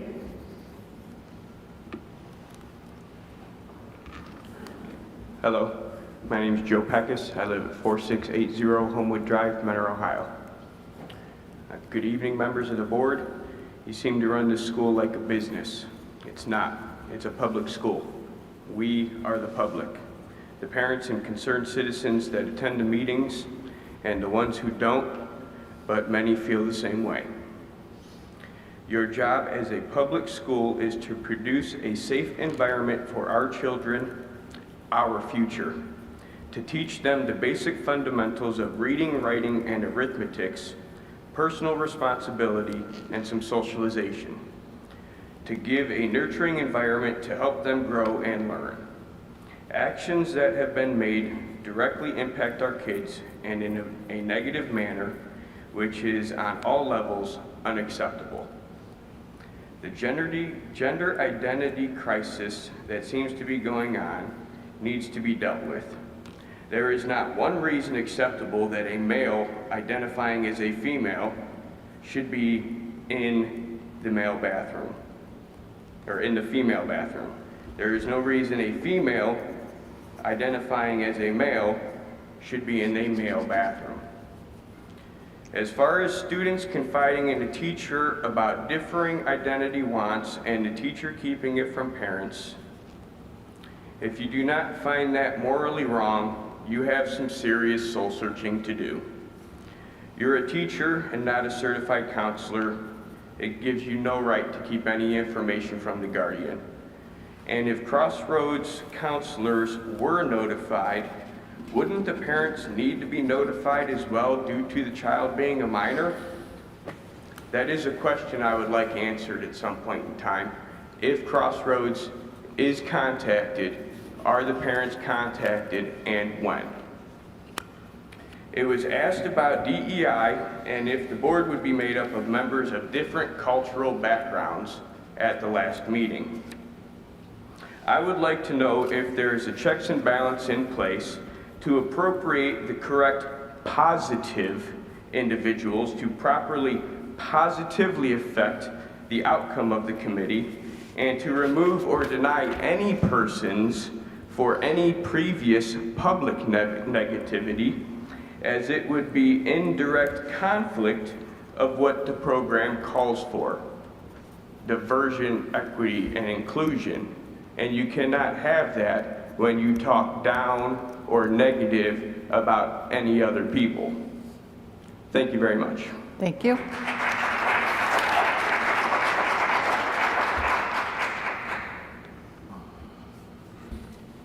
Wow. I wish I had written my speech down. Can we get your name and address, please? My name is Robert Pruitt, and I'm a recent member of the Mentor community. I have 2 children in the district, one at Shore, one at high school. And I'm not really sure exactly what I want to say, so please work with me, you guys. I speak often, but never in front of the community like this. But I just want to say that when it comes to diversity, it has to be emphasized and highlighted for a reason. And we all know that diversity includes more than just black skin, brown skin. We know this. But for some reason, that segment of our student population is not emphasized or highlighted the way it should be. So we have to acknowledge it. We have to put it at the forefront just for it to get just due. When I hear certain comments, true, I don't know exactly how another person feels or where they're coming from. All I know and can speak on is my personal experience. And I just want to share with the community, as a new member of the community, that there are some deficits in our district, in our neighborhoods, when it comes to race relations. Race relations is not a new conversation in this nation. It is a very old one. And we have tried many different ways to effectively communicate, and it's not always well received. So I thank you for this opportunity, and I thank you for this forum to have a conversation. But I would like to say that the Diversity, Equity, and Inclusion Committee has had an opportunity to share, but the things that have been shared have not necessarily been implemented or not necessarily been done. But there has been an opportunity to talk. And during those forums, I've had an opportunity to work alongside Mr. Brandon Towns. And I've never seen, my apologies, thank you. I've never been a part of a conversation where I felt as though he was trying to hurt this legacy here in Mentor. Mentor is a very connected, family-oriented legacy community. I've never seen him trying to bring it down. I've only seen him try to carve a path for his family, his kids in it. So I thank you guys very much. Thank you. Next. Hi, Diane Popoulos. I've been going to quite a few board meetings in the last year or so, and there's a lot of questions and concerns that I have. I would first like to mention that I think it was extremely disappointing that 3 out of the 5 members on the board wanted to vote down the Parents' Rights platform at OSBA, although I wasn't really surprised. Sadly now, many more in the community will know that some of our board members are against parents knowing all aspects of their children's education. A few board members brought up how hard it would be for a teacher to provide that information. Let me remind you that teachers are not the majority of voters in our district. Parents and taxpayers are. You may want to weigh that heavily in your conversations going forward. I suggest you also ensure that what you refer to as a vocal minority is not a silent majority. Also, I wanted to let you all know I was totally disappointed with several months of public speaking that you allowed someone to speak negatively about Christians, patriots, and white people. For those who don't know what I'm talking about, not only here but in the community, feel free to pull up the last few months' meetings on YouTube and watch them yourself to find out that you have allowed a person who continues to make derogatory comments, is directly connected with our schools, and is part of the DEI committee is absolutely unacceptable. A community member was told by Mr. Heath that the DEI larger committee would be disbanded and no longer will be meeting. I want to know if it's true. Can you confirm that statement? As many community members would like to know the answer as well. Thank you. Anyone else?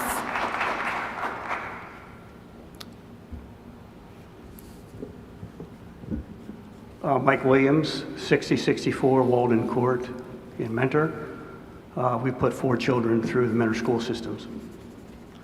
Dear Mr. Heath, Mr. Wade, and school board members, I would like to recommend that you disband the proposed DEI committee and abandon the hiring of an outside DEI consultant. A DEI committee will add absolutely nothing to the proper education of our children, of our students.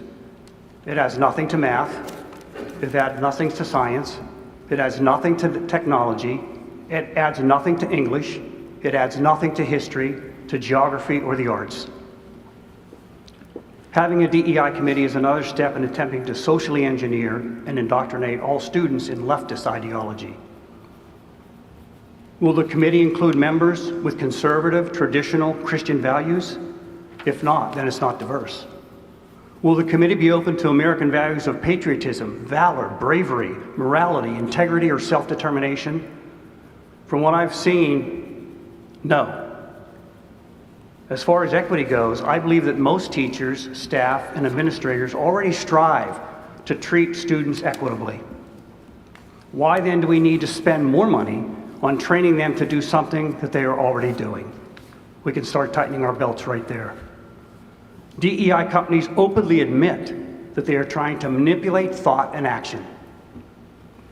From what I've observed, the individuals you have proposed for this committee are all like-minded educators. Where's the diversity here? I also take issue with the fact that you are proposing a person for the committee that has publicly and repeatedly made racist remarks. How will this contribute anything but hatred, divisiveness, and mistrust in our schools? Again, I believe this whole DEI initiative is a total waste of effort, time, talent, and especially taxpayer money that should all be directed toward curriculum. Thank you. Thank you.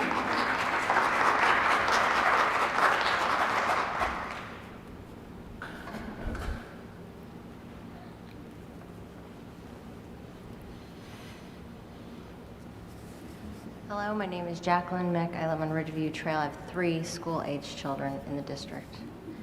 I attended the special meetings that discussed parental rights and future tax levies. I was shocked when I heard that 3 board members wanted to send the board delegate to vote down a parental rights platform with OSBA at the conference this upcoming weekend. Thousands of dollars of our taxpayer money goes towards assisting state legislative lobbying efforts by the Ohio School Board Association, to which the board belongs. The board members disagreed with parents knowing all aspects of what our children are being taught at school or being exposed to. One board member asked another member, what could parents possibly want that they're not getting? Well, that list is long, and if you had all been paying attention for the last 2 years, you would know that answer. Parents want trust in the schools. They want transparency. They want to know that the schools can stay in a neutral position and leave the upbringing of their children's ethics, beliefs, morals, and values to the parents, not the schools. They want to know if there are items in the classroom that expose their children to ideologies that don't align with their family beliefs. They want wholesome books that don't depict one political side over the other or expose their young children to sexual ideologies that go against their family's beliefs. They want to know their children are safe in their school and that they can preserve their innocence even with sending their kids to public schools. They want to be the first to know if their child is struggling mentally. They not only want to know these things, they deserve to know them. And if you continue to push ideologies that go against our rights as parents and our beliefs and keep us in the dark about them, then we will ensure that the community is aware of exactly where their money is going. To the board members who voted this parental rights platform down, we see through your veiled attempts to explain your reasoning behind voting this down. There should be no issue with supporting parents' rights to know all aspects of their child's education. The only way this should be an issue is if there's something the schools are hiding from parents, which based on the last 2 years, we know they are. This sent a message to the community, and it is truly telling of where our board members stand. Rest assured, the taxpayers won't forget it. Come next year when you ask for a renewal levy and a 2.5 mil additional funds levy, and the following year when you ask for another 5 mil additional funds levy, we won't forget how you used our tax dollars to go against parental rights. We will make sure we support you the way you have supported us, and we will vote down all future levies. Thank you. Thank you. Go ahead. Hi, board members. My name is Maria Hutcherson. I have 1 current child in school district, 3 alumni. I live off of Dunbar Drive. I wanted to kind of share some experiences and the importance of the DEI committee and some of the work that it has done for kind of the voice and the support of my children, who are children of color. So I will just share the most detrimental experience was our youngest daughter. She suffered the most, and she's more than biracial, so she is Black, Asian, and white. So, you know, she went from, I'll just give an overview, she went from a 3.0 GPA to a 2.8, or a 2.8, I'm sorry, a 3.5 to a 2.8. She experienced so much racism, so much hate. She was attacked by, you know, members on her sports team. She was attacked publicly on social media. She participated in a walkout, you know, to help represent. And when I asked my daughter how she felt like, she said, well, I'm glad I did it, but nothing's going to change. She was actively participated and was the vice president of the Beauty of Diversity. She said that, you know, they did some work, but not enough. A lot of children did not want to participate on the base of backlash and being excluded. So, you know, that is just a fair amount, but just a very small, but I can't even tell you the mental impact that she had. We went through a long period. My whole family did. And now my youngest is experiencing it. You know, I have another child who is, you know, child of color who has a disability, a learning disability. We experience so much. So the DEI committee is extremely important from children's experiences that I've lived up foremost, because they don't have a voice. They don't have somebody looking and understanding what they're going through and what they're experiencing. And they don't experience it the same way other children do. So the work that, you know, these other people do on this committee are extremely important to the children, and I can tell you first and foremost. Thank you. Thank you. Anyone else?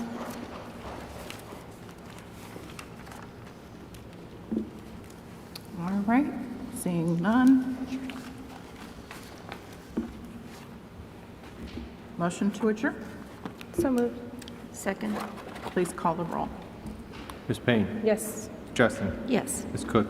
Yes. Mr. Tuttle? Yes. Reiner? Yes. Meeting adjourns at 9:47.